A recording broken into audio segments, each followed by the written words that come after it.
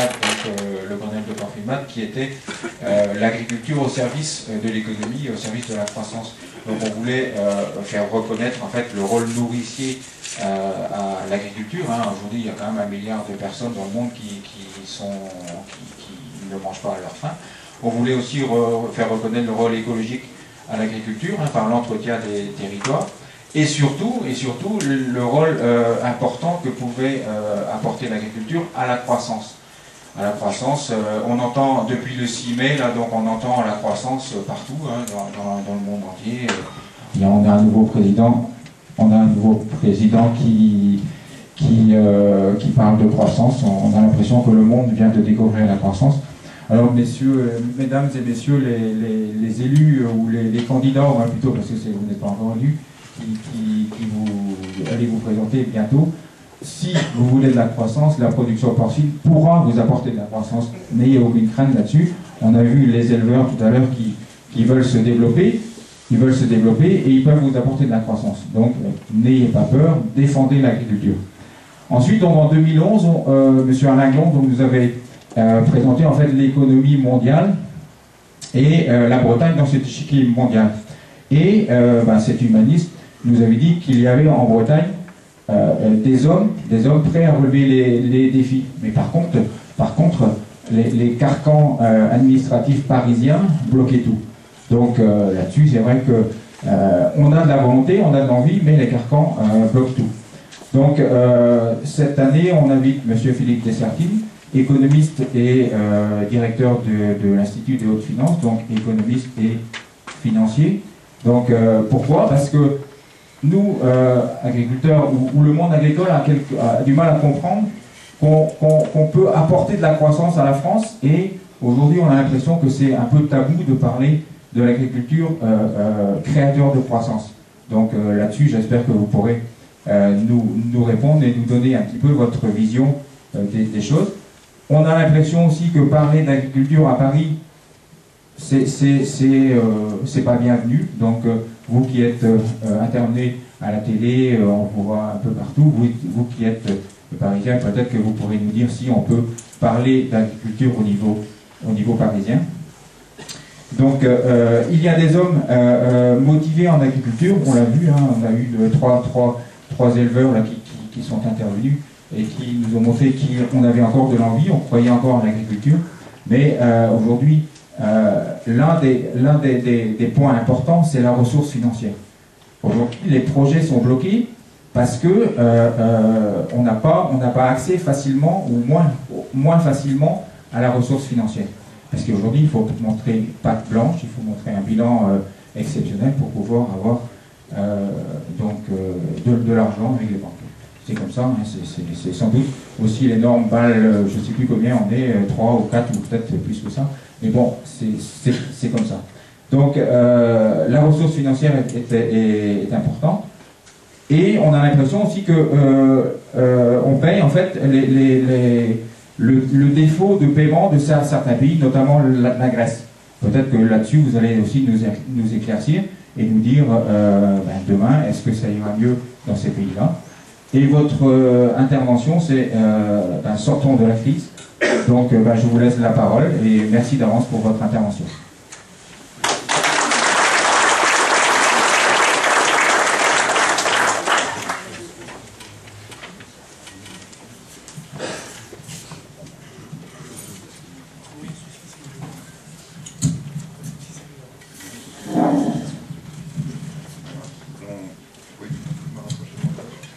Bonsoir à toutes et à tous. Merci beaucoup de votre invitation et merci beaucoup de votre accueil. Je suis évidemment très heureux et très honoré de prendre la parole dans votre assemblée ce soir.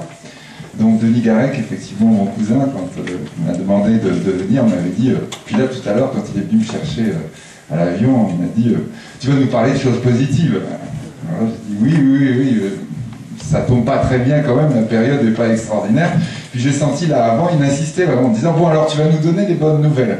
Donc je disais oui, je vais te donner des bonnes nouvelles. Alors je vais commencer tout de suite les bonnes nouvelles, comme ça après on sera tranquille. Donc vous savez qu'aujourd'hui on est la Saint-Justin. Aujourd'hui, vous ne saviez pas peut-être, c'est la Saint-Justin.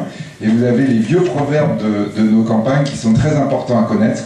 Et le vieux proverbe de nos anciens, c'est de dire « Soleil à la Saint-Justin, augure, bon épi et bon pain ». Vous avez vu le temps qu'on a aujourd'hui, donc on aura des bons épis et du bon pain cette année. Voilà, j'ai fini pour les bonnes nouvelles, je vais pouvoir passer à la réalité de l'exposé. Bon, c'est vrai que quand on avait dit zone euro sortant de la crise, c'était il y a un mois, hein, donc il faut nous excuser, on était un petit peu positif à ce moment-là. Depuis, on va dire, les choses ne se sont pas vraiment arrangées. Alors, c'est vrai que par rapport aux questions que vous vouliez que nous traitions ensemble, parler de l'agriculture, bon, tout à l'heure vous disiez, est-ce qu'on peut en parler à Paris? À la limite, je vais vous dire, même si à Paris on n'en parle pas, c'est pas très grave. Vous voyez, à Chicago, c'est une petite ville légèrement plus grande que Paris, d'ailleurs est né un certain Barack Obama. On parle beaucoup de l'agriculture. Il y a des villes dans le monde où on ne se trompe pas, on sait que l'agriculture, ça va être un élément absolument fondamental dans le développement futur, et où peut-être, on va dire, les façons d'envisager la question en France, parfois en Europe, fait un peu ricaner tout le monde. Hein. Donc on va évoquer probablement la problématique agricole à l'intérieur d'une problématique plus générale dans la situation actuelle. Et c'est vrai que je crois qu'il n'échappe à personne actuellement que l'agriculture est un des axes les plus importants du monde d'après-crise, ou en tout cas du monde qui sortira de la crise que nous sommes en train de vivre aujourd'hui.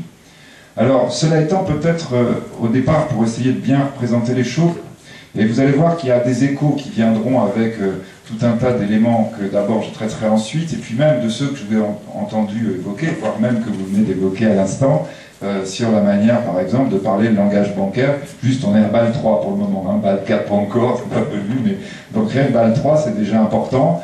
On va revenir, il faut bien comprendre sous quelles contraintes on va fonctionner demain, sous quelles contraintes on fonctionne déjà, d'où ça vient, et la raison pour laquelle c'est pas prêt de s'atténuer. Hein. Et donc, il faut le comprendre, il faut l'intégrer, et après, on va dire, en tirer les conséquences dans son business quotidien, c'est-à-dire, par exemple, quand vous avez des investissements à faire, comme je les entendais tout à l'heure, ou quand vous avez à supporter un certain nombre de charges au quotidien, comment on fait pour ensuite essayer d'adapter d'une part son mode de fonctionnement, puis aussi d'ailleurs son information donnée aux financiers, aux banquiers, en fonction de ces réalités.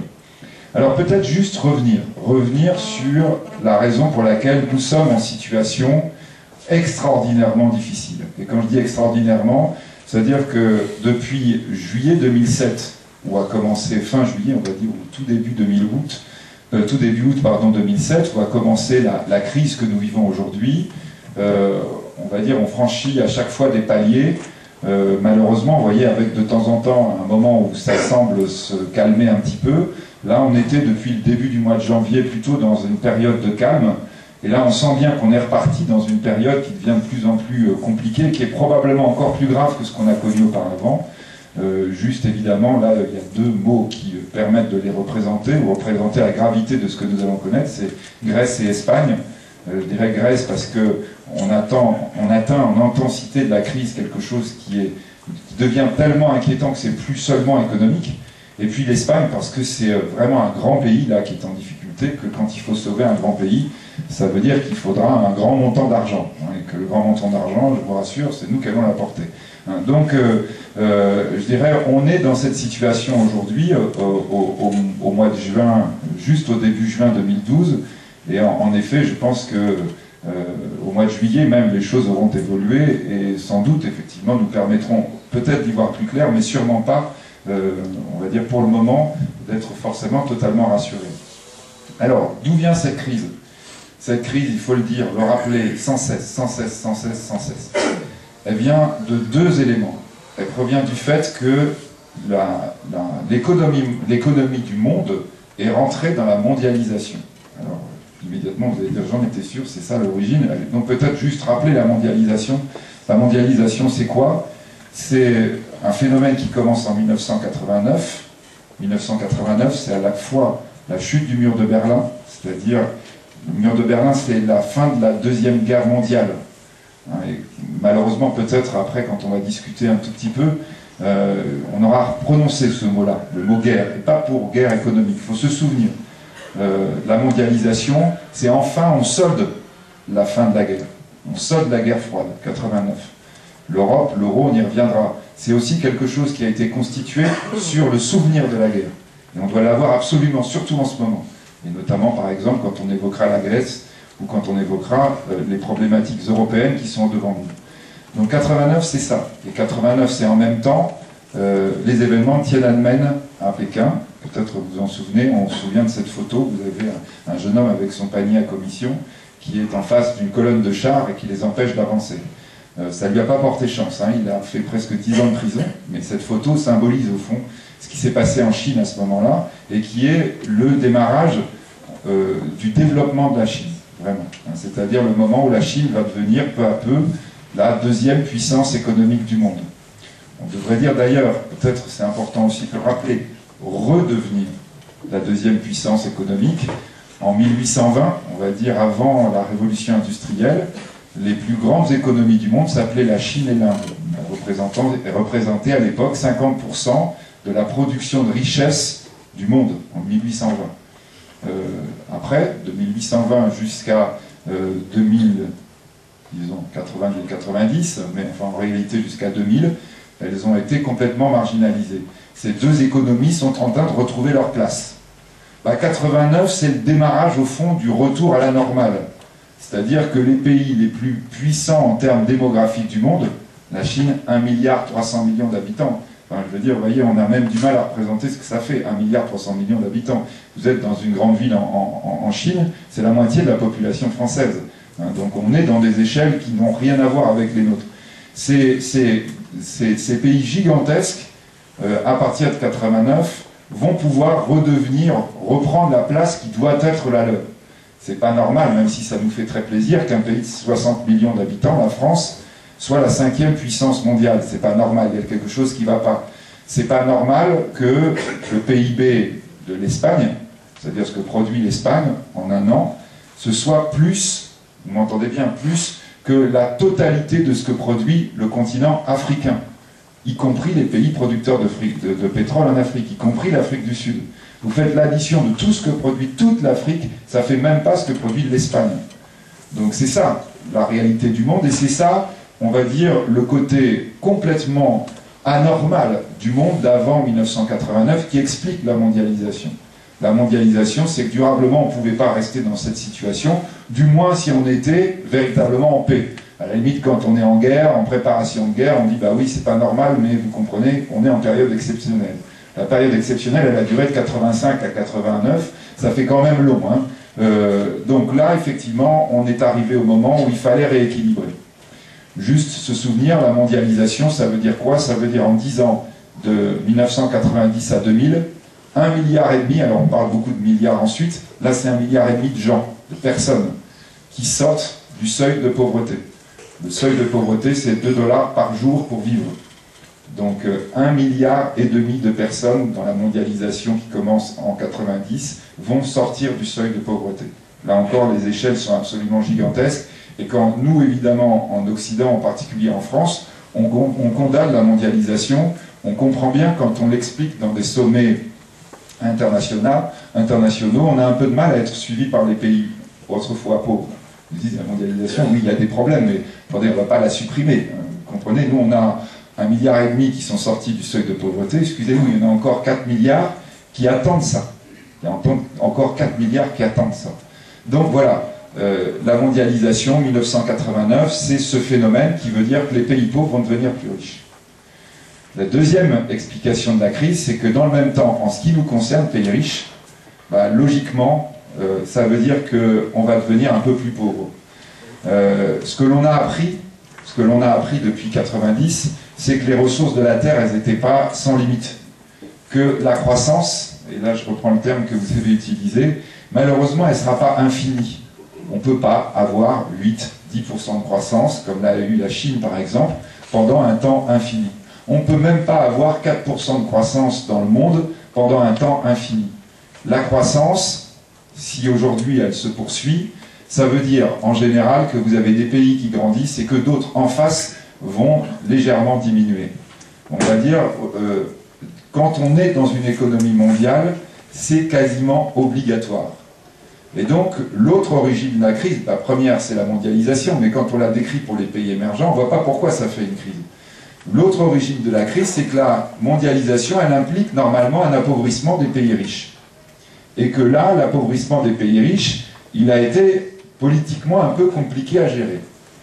Donc, comment on l'a géré? En disant, on va essayer d'atténuer le choc, c'est-à-dire les gens vont voir une baisse de leur pouvoir d'achat, normalement, du fait de la mondialisation dans les pays riches.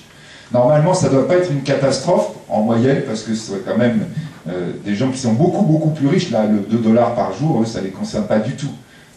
Donc, nous, on est à 28 000 $ par an, en termes, je dirais, moyens pour notre population française. Donc, évidemment, la notion de 2 $ par jour, nous, ça nous est très, très long. On disait, bon, s'il tombe à 20 000 $, par exemple, ça ira encore quand même, quand les autres vont monter à péniblement 500 $ par an. Donc, on va dire, on peut penser que logiquement, c'est acceptable. Sauf qu'on se dit, et on constate que ça va être difficile de faire accepter ça. Que quand vous avez pris l'habitude de la voiture, de la télévision, à écran plat, du climatiseur, des maisons, des vacances à la neige, tout ça, vous voyez, vous dites oui, alors, oui, tout ça c'est un peu compliqué quand on va restreindre les dollars que l'on reçoit par pays riches, ça veut dire qu'il y a des trucs là qui vont devoir sauter.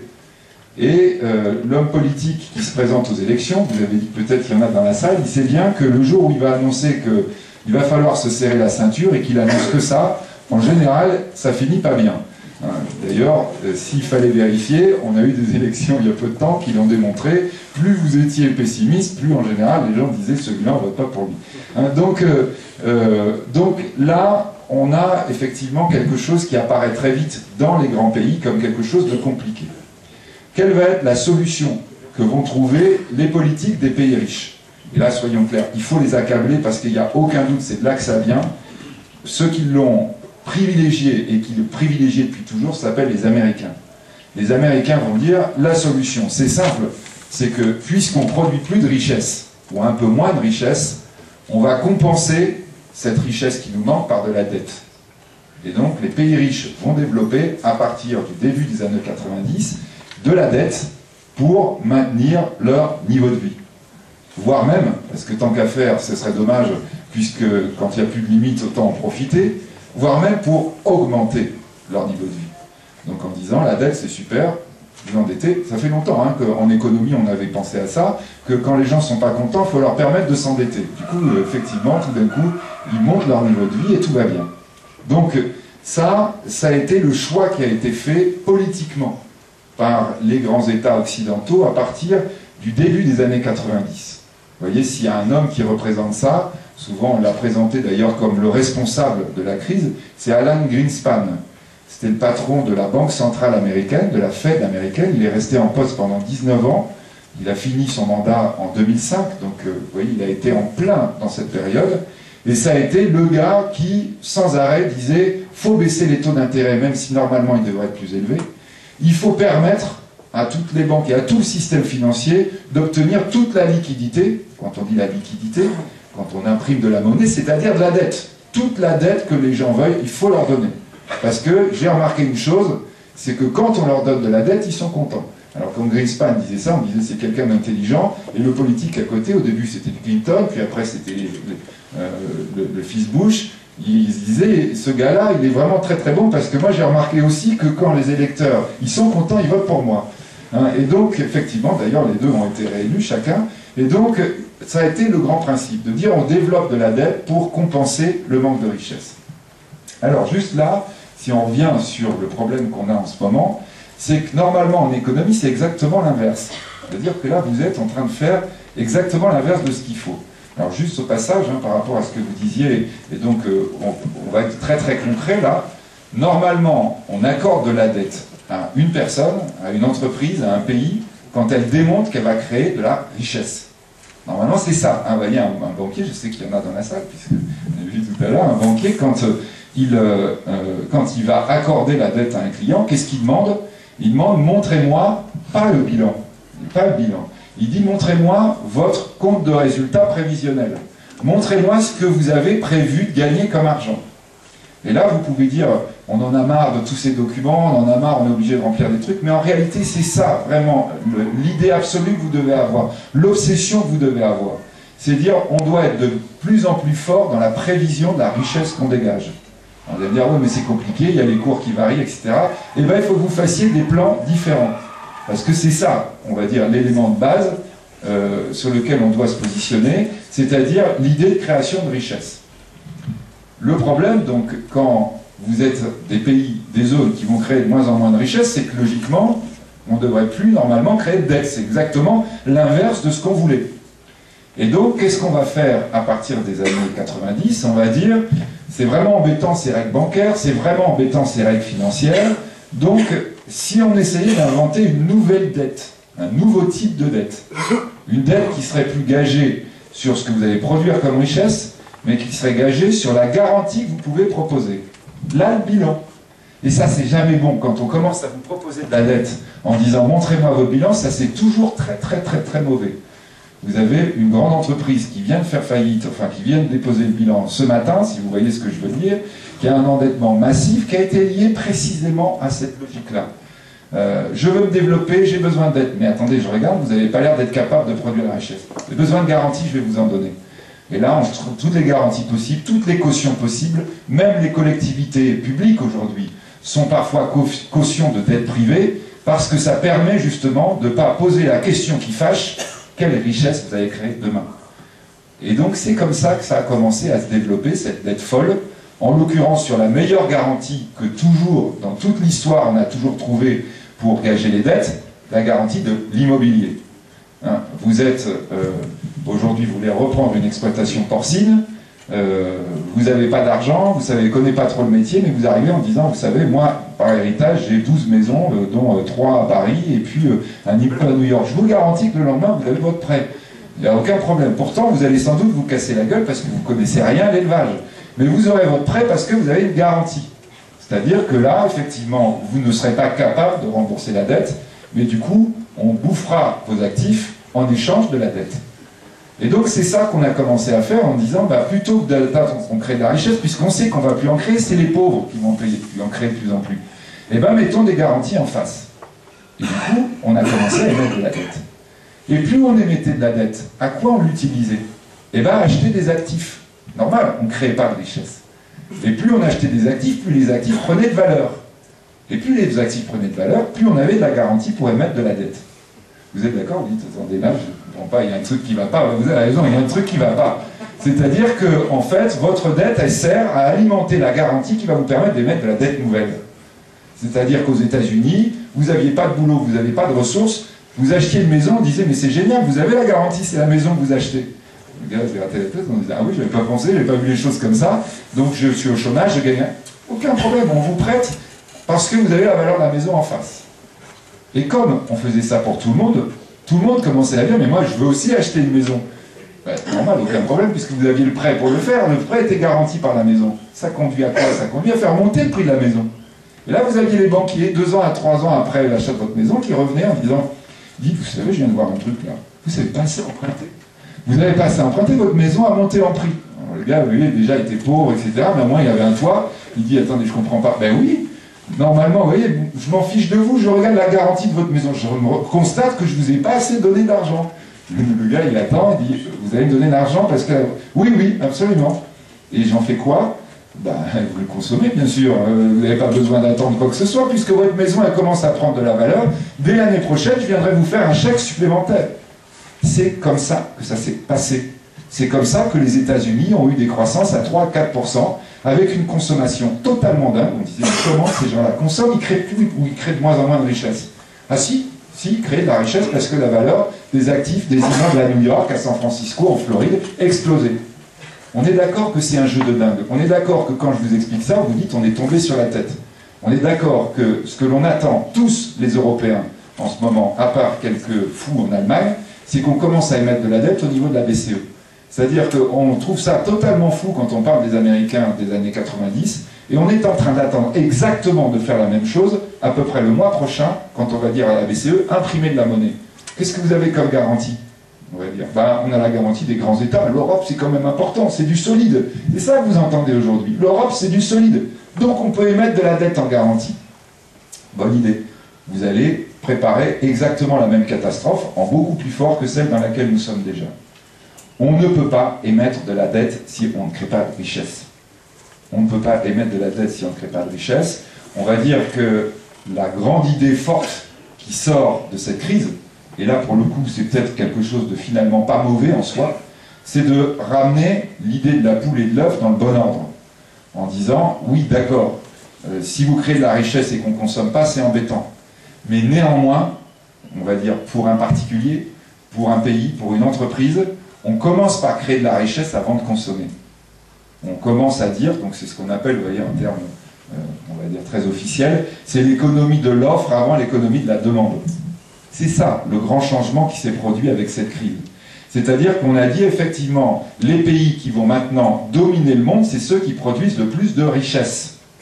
Alors que jusqu'en 2007, ceux qui dominaient le monde, c'était ceux qui consommaient le plus. Plus on consommait, plus on était puissant. Nous, Français, on avait très bien intégré le truc. Quand vous aviez quelqu'un qui était à la retraite, il vous disait « Mais moi, je participe à la richesse parce que je consomme beaucoup. Vous savez, vous inquiétez pas, j'achète plein de trucs pour mes petits-enfants, etc. » Tout ça, c'était vrai. Seul problème, c'est qu'on n'est pas dans le bon sens. C'est-à-dire que, bien sûr, consommer, c'est bien. Mais d'abord, on doit vérifier qu'on a produit de la richesse. Et si on n'a pas produit de richesse, eh ben, c'est super embêtant. Parce que là, on va dire comme n'importe quel être humain, on aura tendance toujours à consommer un peu plus que la richesse qu'on serait censé produire. On aura toujours tendance à être plutôt optimiste pour son avenir. Logiquement, c'est le boulot du banquier sous BAL 3, justement, c'est de dire, excusez-moi, mais je vais contrôler là très très fortement, on appelle ça le risque, le fait qu'on soit vraiment sûr que vous avez produit la richesse. Parce qu'on a vu que sinon l'euphorie va s'emparer de tout le monde, d'ailleurs tout le monde le pousse à ça, et qu'on créera trop de dettes et qu'à la fin, on aura un crack absolument gravissime. Voilà, on va dire, les conditions qui ont créé cette crise. Voilà, on va dire, expliquer de manière la plus neutre possible, c'est-à-dire pas politiquement dans un sens ou dans l'autre, la manière dont cette crise s'est constituée. C'est ça l'origine. Alors après, vous allez me dire, peut-être on pourrait poser quelques questions après, enfin 2, 3, mais, ou plus si vous voulez, mais après vous allez me dire, oui, c'est bien la finance qui a créé ça, c'est bien les banques, etc. Aucun problème, j'assumerai totalement devant vous, d'autant plus que j'en suis pas un, mais la responsabilité des financiers. Peut-être pas d'ailleurs, comme vous allez le penser, aussi fortement celle des banques, ainsi nommées, plus celle de ce que l'on appelle aujourd'hui le shadow banking, les banques de l'ombre, celles justement qui ne sont pas sous BAL 4, ni sous BAL 3, ni sous BAL 2. Celles qui, aujourd'hui encore, continuent de fonctionner sans règles parce que nous le voulons, nous occidentaux. Parce que si on met des règles aux banques, évidemment, qu'est-ce qu'elles font tout de suite? Elles vous embêtent en ce qui concerne l'émission de la dette. C'est pour ça qu'on leur met des règles. En disant, il ne faut pas émettre trop de dette, on a compris que c'était le problème. Alors on dit ça d'un côté, puis de l'autre, on dit sous cap, au shadow banking, bon allez-y les enfants, les banques ne peuvent plus rien faire, mais vous n'hésitez pas. Shadow banking, sans règles, eux ils y vont franco, ils émettent de la dette, ils font tourner la liquidité le plus vite possible, puisque de toute façon la liquidité ne provient pas de richesse. Quand vous ne créez pas de richesse, vous ne pouvez espérer aucun profit, sauf à faire tourner l'argent le plus vite possible. Donc c'est cela la raison de notre crise. La finance évidemment est le vecteur par lequel la crise s'est préparée, puisque c'est elle qui émet la dette, c'est elle qui envoie la dette dans l'économie. La finance est le vecteur par lequel la crise s'est propagée, puisqu'évidemment, comme elle est en tête, on va dire, sur la création de dette, elle a été en tête lorsqu'il a fallu corriger, purger le système de sa folie. En clair, ça veut dire quoi? Corriger, purger un système de sa folie, comme dans ce que vous nous évoquez, c'est détruire la mauvaise dette. C'est quoi la mauvaise dette? C'est la dette qui est excessive par rapport à notre création de richesse. C'est très simple, hein, on regarde combien on crée de richesse tous les ans, de vraies richesses, pas de la richesse fictive. C'est-à-dire, là j'ai peut-être des élus qui vont tomber dessus, mais enfin, si vous avez 12 ronds-points, vous allez dire, vous voyez, ça c'est super, on crée de la richesse, ça crée des emplois, etc. Ça c'est pas de la vraie richesse, parce qu'elle est fondée sur un calcul que, oui, le gars, l'entreprise à qui on donne le contrat public, vous voyez, c'est bien, il va pouvoir consommer, puis tout ça, ça entraîne la machine, etc. Oui, non, mais sauf qu'on s'est encore trompé de sens. Parce que quel est l'argent qu'on a vraiment collecté au départ pour pouvoir faire ça? Vous voyez, on a dû s'endetter un peu sur la dette publique, mais ça va rapporter. Non, non, stop, vous n'étiez pas dans le bon sens. C'est-à-dire la vraie richesse, effectivement, la vraie richesse produite, l'élément concret, et là, pour le coup, utilisons la vraie bonne expression, le bon sens paysan, il vous dit ça depuis toujours. Il vous dit, tu commences d'abord par produire, et après tu feras ton rond-point si vraiment tu estimes que c'est indispensable. Et là, d'ailleurs, peut-être que quand vous avez commencé par économiser pour le constituer, vous dites, peut-être il faudrait mieux repeindre l'école avant quand même, hein, parce que c'est peut-être pas, finalement, l'élément dont on a le plus besoin. Donc voilà, la notion de richesse doit revenir l'élément fondamental, doit revenir l'élément crucial. Et donc, si on a de la dette sans richesse, eh bien cette dette, il fallait la détruire. Et c'est ce qui se passe depuis 2007. On détruit la dette à toute allure. Alors le problème, évidemment, qu'on disait tout à l'heure, c'est que quand vous détruisez de la dette, il va falloir en face, probablement, puisque on détruit de l'actif, il va falloir constater des pertes.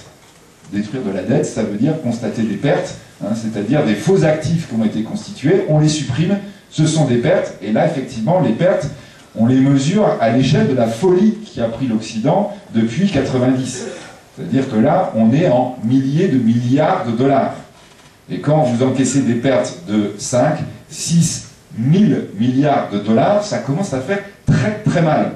On est d'accord, vous voyez, par exemple, les deux organismes qui gagent l'immobilier américain, Freddie Mac et Fannie Mae, on les appelait gentiment comme ça avec des jolis noms de jeunes filles et de jeunes hommes, Freddie Mac et Fannie Mae représentaient 5 000 milliards de dollars. C'est-à-dire aujourd'hui plus que ce que produit la Chine en un an. Ça, c'était le gage de la fausse dette. Quand vous dites qu'il faut détruire ça, on dit oula, on va le sentir passer. Et effectivement, on l'a senti passer tellement au départ que quand on a commencé à détruire la dette, boum, vous avez eu immédiatement les banques qui commençaient à faire faillite, elles ne pouvaient pas supporter des pertes pareilles. Et quand vous touchez les banques, vous touchez le cœur de l'économie.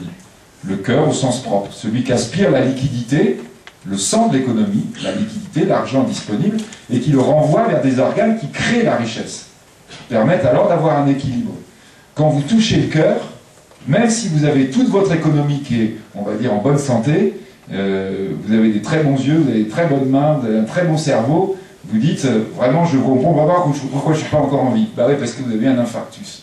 Votre cœur qui lâche, c'est pas comme quand j'ai un panari à un doigt. C'est vraiment tout le cœur c'est tout le corps, pardon, qui s'effondre. Les banques, c'est pareil, ça vous énerve, et ça nous énerve tous de dire, mais pourquoi on met autant d'argent dans les banques? Parce que c'est le cœur. Et parce que si jamais le cœur lâche, c'est l'ensemble du corps, d'aussi bonne santé soit-il, on peut avoir les meilleures conditions tout autour, tout s'arrête. C'est ce qu'on avait, alors on l'apprenait en théorie, on l'a constaté que la théorie s'appliquait réellement en 2008, quand tout d'un coup on s'est rendu compte que oui, l'économie mondiale pouvait s'effondrer littéralement. Et je vous assure que tous ceux qui étaient aux commandes dans ces années-là, ils s'en souviennent encore parce qu'ils ont vraiment vieilli 10 ans en quelques nuits, en disant mais c'est pas possible, on est en train de voir s'effondrer le monde. Et évidemment, quand le monde s'effondre en matière économique, toujours ce que je vous disais tout à l'heure, histoire d'être encore plus gai, vous allez à coup sûr vers la guerre, à coup sûr. Hein, donc là, c'est même plus une option, c'est une certitude. On a vu ça à la fin de l'année 2008, on l'a vu à la fin de l'année 2011. L'effondrement du monde parce que les banques étaient en train de s'effondrer. Donc on a dit, bon il faut détruire la dette, il faut mettre des pertes en face, mais ça ne peut pas être les banques qui vont tout prendre.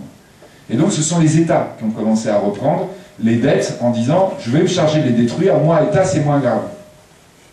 Le problème, c'est que quand vous rentrez dans ce système où les États vont se charger du mauvais boulot, c'est qu'il y a plusieurs effets pervers qui vont arriver. C'est-à-dire que les États, ils commencent, puis très très vite quand même, ils hésitent un peu à continuer. Ils se disent, bon, après tout, c'était vraiment si grave, on ne pourrait pas recommencer comme avant, c'était pas mal quand même. D'ailleurs, mes électeurs, vous voyez, de plus en plus, quand je réduis de la dette, quand je suis en politique de rigueur ou d'austérité, si je vous traduis, ils n'aiment pas ça. Hein. Alors vous voyez, on dit en ce moment, vous voyez, la cause de tous nos problèmes, c'est l'austérité. Excusez-moi, l'austérité, ça n'a jamais été un truc. Vous voyez, c'est grosso modo, j'ai super mal à la tête depuis que je prends vos médicaments. Oui, on est d'accord, mais vous avez un problème cardiaque. Ah oui, mais le mal à la tête, je ne supporte pas. Non, d'accord, ok, si vous voulez, mais si vous arrêtez le médicament, vous mourrez. Oui, mais le mal à la tête, j'en peux plus. Alors donc, on dit, oui, alors donc peut-être on va arrêter de détruire la dette publique parce que vraiment, les gens en ont marre.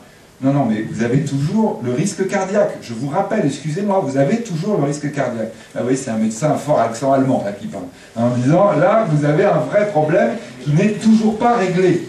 Et donc, effectivement, les États hésitent peu à peu à détruire plus de dettes, parce qu'effectivement, les gens ne sont pas contents du tout. Et donc, qu'est-ce qui se passe peu à peu? Eh bien, il se passe que les États ont de plus en plus de mal à gérer ce problème, et que quand ils gèrent de plus en plus mal ce problème, ça veut dire qu'ils sont de moins en moins bien perçus, et quand ils sont de moins en moins bien perçus, ce sont les banques qui reprennent à nouveau les pertes. Et c'est ce qui se passe à partir de 2011. C'est-à-dire que les banques, à nouveau, vous voyez, on va dire, je sais pas, l'image n'est peut-être pas très bonne, on va dire les banques c'est le cœur, et l'État c'est le cerveau. Donc, je pensais que ça allait vous faire rire. Mais non, oui, c'est quand même. Bon, l'État, le cerveau, vous voyez, donc on avait reporté la maladie sur le cerveau. À la limite, bon, le cœur, tout s'arrête. Le cerveau est malade, on commence à tourner un peu du chapeau, mais on reste en vie. Là, le problème, c'est que le virus repartait du cerveau et retournait au cœur. C'était ce qui s'est passé pendant l'année 2011. À partir de août 2011, tout d'un coup, les banques recommençaient à se trouver en danger parce que les pertes se trouvaient vraiment trop fortes. Et à nouveau, on voyait l'infarctus arriver. Et donc aujourd'hui, nous en sommes à ce moment très compliqué où l'Occident conçoit bien qu'il faut continuer à détruire la dette. Donc c'est un peu, vous voyez, ce discours étonnant qu'on entend en disant on va continuer une politique de réduction de déficit, on va continuer une politique de restriction de la dette publique, et c'est indispensable, parce que c'est bien ça le problème que nous avons, mais en même temps, on va essayer de relancer le cœur. On dit ça va être compliqué de faire les deux en même temps. Mais voilà, c'est ça, on dit aux gens, bah, vous voyez, il faut continuer à restreindre la dette, mais perdez pas trop espoir quand même. Alors, on en est là, et on est dans cette question que vous évoquiez tout à l'heure, sur la question de la croissance, c'est-à-dire, grosso modo, l'idée de dire, mais c'est vraiment embêtant qu'il n'y ait que d'austérité, il faudrait autre chose. Alors, c'est là où peut-être on peut commencer à réfléchir à la manière dont on va pouvoir sortir de cette situation, à ce qu'il y a au bout.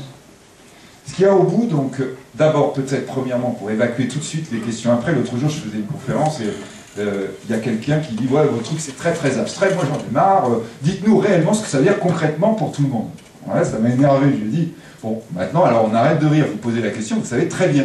Vous savez très bien, mais vous refusez de l'entendre. Ce que ça veut dire pour tout le monde, là, dans la période qui vient, c'est qu'on va avoir notre niveau de vie qui va baisser. Nous, en France, on n'a pas eu encore, ça va arriver. Et ça va arriver maintenant de plus en plus vite. Et vous arrêtez de rêver, ou arrêtez de croire au mirage ou au miracle, ça va se produire. Et cela étant, une fois que vous avez dit ça, c'est pas si grave. C'est pas si grave, mais vous devez l'avoir dans la tête. C'est ça vers lequel on va. Alors, Denis qui voulait absolument que je te donne des bonnes nouvelles, tu vois, là ça va. N'oubliez pas, à la Saint-Justin, on va y arriver. Il n'y a pas le choix. La destruction de la dette suppose destruction d'actifs, suppose baisse de notre niveau de vie. Voilà, point. Donc ça, on l'évacue, on est d'accord, ça va se produire. Ça commence partout dans les autres pays occidentaux. Vous allez en Espagne aujourd'hui, les gens, ils n'ont pas besoin qu'on leur dise ça. Ils le voient tous les jours ou tous les mois à la fin de leur feuille de paie ou en regardant combien rentre dans la poche. Donc, c'est commencer partout, sauf en France. La France va devoir effectivement peu à peu comprendre que ça va lui tomber dessus d'une façon ou d'une autre. Plus d'impôts, moins de services publics que vous devez payer par ailleurs, etc. Enfin, il y a mille et une façons de devenir plus pauvre. On va toutes les découvrir, vous verrez, elles vont toutes nous tomber dessus. Bon, ça, ok, c'est évacué. Après, ça veut dire quoi? Ça veut dire qu'il va falloir repartir dans un autre système. Un système, répétons-le, qui est tout bête, tout simple, où c'est la richesse, la création de richesse, qui commande tout. Et bien, je vais vous dire, quand vous êtes français, vous considérez que c'est plutôt une bonne nouvelle. Vous considérez plutôt que c'est une bonne nouvelle parce que, comme on l'a dit tout à l'heure, et ça c'est toujours vrai, et il faut le rappeler, le redire sans cesse, la France c'est la 5e puissance économique du monde. C'est la 5e puissance pour la création de richesse. C'est une puissance exceptionnelle si vous comparez la population française à la création de richesse par personne. Donc ça, c'est en réalité quelque chose qu'on doit considérer comme formidable. Alors, c'est vrai que quand aujourd'hui vous tournez en France, les gens vous disent tous « la France c'est une catastrophe, c'est fini, ce pays est ruiné », voire même ils le disent tellement aux gamins que les gamins s'en vont quoi, en disant « bon, vraiment, alors c'est fini, il n'y a plus rien ». On oublie quand même de dire aux Français « mais bon, c'est sûr, il y a problème, mais malgré tout, on s'appuie sur un truc absolument exceptionnel. Vous voulez être convaincu, vous prenez l'avion. J'ai eu la chance de le prendre pour venir vous voir. Je veux dire, c'était pas très écolo, mais bon, ce matin, vous étiez un peu tendu pour venir ici. Donc, quand vous êtes en avion et que vous survolez la France, vous voyez ce que ça veut dire un pays riche. Vous voyez un pays organisé, un pays qui s'est construit. Vous voyez les campagnes absolument magnifiques, organisées, les petits villages qui sont parfaitement organisés, les grandes villes parfaitement construites, etc. La France est un pays riche et ça se voit à vue d'œil.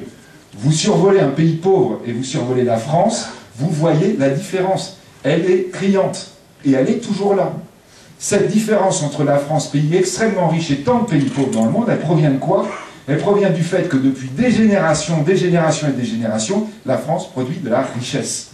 La France, elle a du génie dans les mains. Et le génie dans les mains, je vais parler de la France, c'est en fait les Français qui l'ont dans les mains. Et donc ça, il faut vraiment l'intégrer, le comprendre, de dire que ce qui va sortir de cette crise, c'est un retour sur ce qui a fait notre force, ce qui a fait notre fortune. C'est que depuis des siècles, la France produit une richesse exceptionnelle par rapport à son nombre d'habitants. Exceptionnelle. Je vous disais, en 1820, certes, nous avions la Chine qui était le premier producteur du monde, mais la France était très proche, alors qu'en population, elle était très loin. Donc c'est pas d'hier, et ça s'est construit pendant des décennies et des générations et des générations. La seule chose qu'il faut qu'on ait, c'est un, conscience qu'on a de l'or dans les mains, et que deux, on commence réellement à aller le chercher. Et donc ça veut dire quoi? Ça veut dire que quand on raisonne à ce qui va sortir de la crise, ce qui va sortir de la crise, ça va être de dire, et vous voyez, je ne veux pas utiliser, j'ai utilisé le terme croissance, déjà il devient politique, je ne vais pas utiliser le terme travail parce qu'il devient aussi politique. Alors je vais utiliser le terme effectivement richesse. La création de richesse doit redevenir le cœur de notre mode de fonctionnement. Le cœur de notre mode de fonctionnement français, on doit être obsédé par ça. Alors ça veut dire quoi? Ben, ça veut dire aussi qu'il faut comprendre que la richesse, on la crée partout, que toutes les activités créent de la richesse. Et que, comme vous disiez à Paris, à certains moments, il faut dire que c'est ni forcément les grands groupes du CAC 40, ni forcément uniquement les PME industrielles qui créent de la richesse. Oui, elles en créent, mais pas qu'elles. Que tous les acteurs économiques français, ils créent de la richesse. L'autre jour, j'étais avec un acteur très célèbre, qui me voyait assez dans l'air, alors après, il me demande on dîne ensemble, il me dit, oh là là, vraiment, vous savez, parfois, ça me fait mal, tellement je me sens inutile, parce que moi, je crée rien. Je regarde, je lui dis, pourquoi vous dites ça? Il me dit, parce que moi, je ne suis pas une entreprise. Je lui dis, non, vous plaisantez, vous êtes payé, vous savez, vous êtes payé cher. Quand vous êtes payé, c'est que vous avez créé de la richesse. C'est que le produit que vous avez fait, il est vendu en France, il est vendu à tout un tas de clients, il est vendu dans le monde. Ça crée de la richesse. Tout d'un coup, je lui ai dit, ah, ça va mieux. Il me disait, ah bon, je crée de la richesse, moi aussi. Mais bien sûr, vous créez de la richesse. Et vous voyez, on est arrivé à ce stade de pessimisme dans l'approche française, que, à part le chef d'entreprise qui râle sans cesse et qui se dit, j'en ai marre qu'on m'opprime et qu'on m'applique de la fiscalité ou des charges, tous les autres Français, ils ont l'impression qu'ils ne créent plus de richesse. Ils ont l'impression que c'est fini, que maintenant, la richesse, on ne sait pas d'où elle vient, mais que de toute façon, elle est en train de s'éteindre. Mais non, c'est pas vrai. Alors, vous voyez ce message-là, eh bien, il faut l'envoyer aux jeunes gens. Et l'envoyer aux jeunes gens de manière extrêmement forte. Les jeunes gens, et alors là, vous voyez, pour tout l'Occident, ça va être le problème, mais pour nous, la France, c'est peut-être un problème encore plus que tous les autres. Moi, les gamins, je les ai normalement à votre place, c'est-à-dire que je les ai en amphithéâtre, par exemple, dans l'université. Et quand je les vois arriver, j'ai toujours un cours de première année à l'université, quand je les vois arriver à 18 ans, là, juste après le bac, ces gamins, ils sont totalement déprimés. Ils disent, je vais être au chômage, il n'y a plus d'argent dans ce pays, il n'y a plus de boulot, il n'y a plus de richesse, j'aurai pas de retraite. Et la seule chose dont ils parlent, effectivement, c'est de savoir comment ils vont quand même arriver à vivre malgré ça. Et la vie, pour eux, vous voyez, c'est à la fin de la journée, à la fin de la semaine, c'est au moment des vacances, et c'est même d'ailleurs aussi parce qu'ils y pensent à 18, 20 ans, quand les gamins aujourd'hui sont embauchés dans les boîtes, ils vous parlent de leur retraite. Ils vous parlent de leur retraite. Ils n'ont tellement pas confiance dans la création de richesse de leur pays qu'ils s'imaginent que la seule vie, c'est au moment où on ne travaille pas. Pardon, au moment où on ne crée pas de richesse. Et bien ça, vous voyez, c'est un vrai problème français. C'est un vrai problème français, parce que les gamins aujourd'hui en France, ils ont une vision de l'univers professionnel qui est absolument désastreuse. Leur logique, c'est de penser toujours, on va dire, une approche de la vie hors univers professionnel. Le festival de Cannes vient de se terminer. Citez-moi un film français, je dis bien français, dans lequel l'univers professionnel est présenté de manière positive. Citez-moi un seul. À chaque fois, quand on parle de... On fait d'ailleurs des très bons films, on écrit des très bons livres là-dessus. Vous avez des gars qui sont déprimés, des gens qui sont opprimés, vous avez des gens qui sont hors la loi, vous avez des salopards, etc. Et à la fin, toujours, on voit qu'effectivement, la vraie vie agréable, c'est hors du boulot. C'est-à-dire que, grosso modo, c'est l'idée que quand on va reprendre une exploitation et ben ça va être une vie absolument épouvantable, qu'on n'aura pas de vacances, qu'on aura des soucis, vous aurez des banques qui ne vous prêteront pas, etc. C'est ça l'image qu'on donne à nos gamins.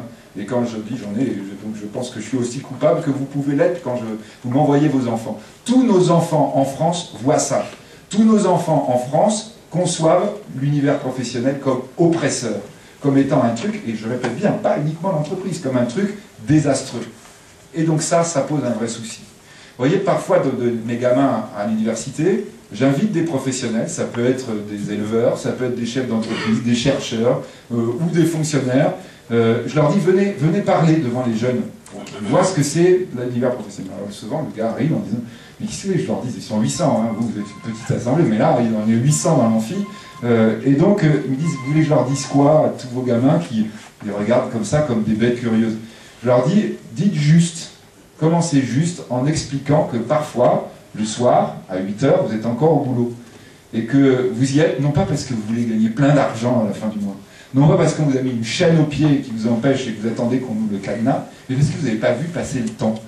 Dites-leur que de temps en temps, quand vous êtes au boulot, vous vous demandez si c'est pas là que vous êtes le plus heureux, puis aussitôt vous corrigez en disant « Oh ben non, ma famille quand même c'est important ». Dites-leur juste ça. Et ça rate pas. À peine ils commencent comme ça, vous voyez, en disant bah, « Je vais vous raconter quand même que le matin quand je me lève, eh ben, je suis super content parfois d'aller à mon boulot, quel que soit le boulot. » Mais ça rate pas. 15 secondes après, vous avez des gamins qui disent « Mais pourquoi vous nous dites ça ?»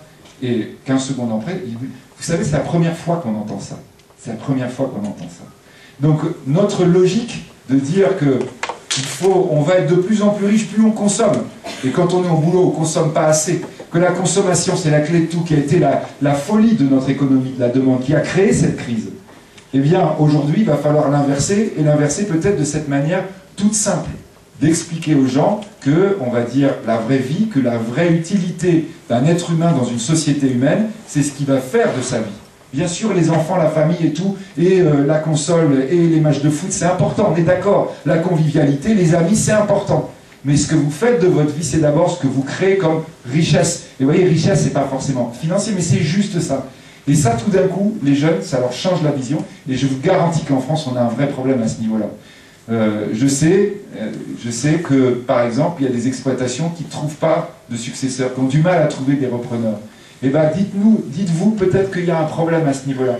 C'est qu'aux gamins, il faudrait peut-être aller dans les lycées, par exemple les lycées agricoles, etc. Et avant d'expliquer là tous les tableaux que vous avez vus avec tout un tas de très beaux mots et des mots tellement complexes que Denis me disait, bon tu comprends pas mais c'est normal, c'est technique. Ok, c'est bien que les gamins ils aient compris tout ça et qu'on leur apprenne tout ça. Mais les premières choses que vous devez leur dire, c'est dire que je prends, excusez-moi, je vais prendre une expression un peu triviale, mais je prends mon pied à faire mon boulot. Vous savez, c'est génial d'être dans une exploitation. Et c'est vrai qu'on prend plein de coups partout, mais d'abord on aime ça. Déjà, vous leur dites ça, je vous garantis qu'ils vous regarderaient différemment. Hein. Denis rigole en disant j'ai essayé avec mes fils, mais bon, je suis pas sûr que tu as essayé assez. Hein, voilà. C'est vraiment, je crois que, vous voyez, la sortie de crise, quand on dit concrètement la sortie de crise, elle va passer par là. C'est-à-dire qu'on comprenne qu'il va falloir juste inverser maintenant le logiciel qu'on nous a mis dans le crâne. Et qu'on nous a mis dans le crâne aussi, répétons-le, par les films, les machins, etc. Tout ce qu'on entend sans cesse. Et donc ça, c'est l'élément absolument central. Vous voyez, à la limite, travailler plus, gagner plus, c'était un très mauvais slogan. Bon, ça l'a fait gagner à l'époque. Bon, on voit d'ailleurs la limite du truc. Hein. Mais vous voyez, il ne faut pas dire aux gens qu'on travaille pour gagner de l'argent. Il faut arrêter de dire ça. Mais oui, mais c'est important quand même. Oui, on est d'accord. Mais on travaille aussi par passion. Et ça, c'est fondamental. Donc, je dirais, voilà la première idée qui va sortir de notre crise. Je continue à avancer un tout petit peu, vous me laissez encore un petit peu. Bon, quand vous avez marre, vous sortez. Moi, je vais vous dire, je pars toute la nuit, il n'y a aucun problème. Donc, mettez 1 € dans le truc, et là, j'y vais, et il n'y a plus personne, et je continue quand même. Les étudiants savent très bien, d'ailleurs, ils le font. oui, si. Les étudiants le font, hein, les amphis vides, mais moi, je continue, imperturbable, j'adore ça. Hein, donc, le cabotin jusqu'au bout. Hein. Alors, donc là, aujourd'hui, je crois, vous voyez qu'il faut comprendre qu'on repart comme ça et qu'on va repartir comme ça. Ensuite, juste un terme un tout petit peu plus long, hein, si vous permettez, je vais encore prendre 2 crans en ce qui concerne le futur. Une vision un tout petit peu plus longue, quoique, ou un tout petit peu moins individuelle, c'est une vision très importante de dire, nous la France, nous l'Europe, par rapport à ça, qu'est-ce qu'on doit faire à court terme? La question que vous posiez, qu'on entend beaucoup, bon, quand est-ce qu'on va lâcher les Grecs? On en a marre de payer pour les dettes espagnoles, etc. Enfin, là, on doit bien comprendre et redire, et là je le dis vraiment avec gravité, que tout ce qu'on a dit sur la France, ça nécessite aussi de temps en temps d'aller faire un petit tour, pas en avion, là, à pied, à Verdun ou sur les plages du débarquement. Parce qu'on est la seule génération, dans toute l'histoire de France, on est la seule génération qui n'a pas de souvenir de guerre. Et ça, malheureusement, on va dire heureusement, c'est formidable, c'est génial, mais malheureusement, ça nous conduit en ce moment, là, dans la crise que nous sommes en train de vivre, à être totalement dingue.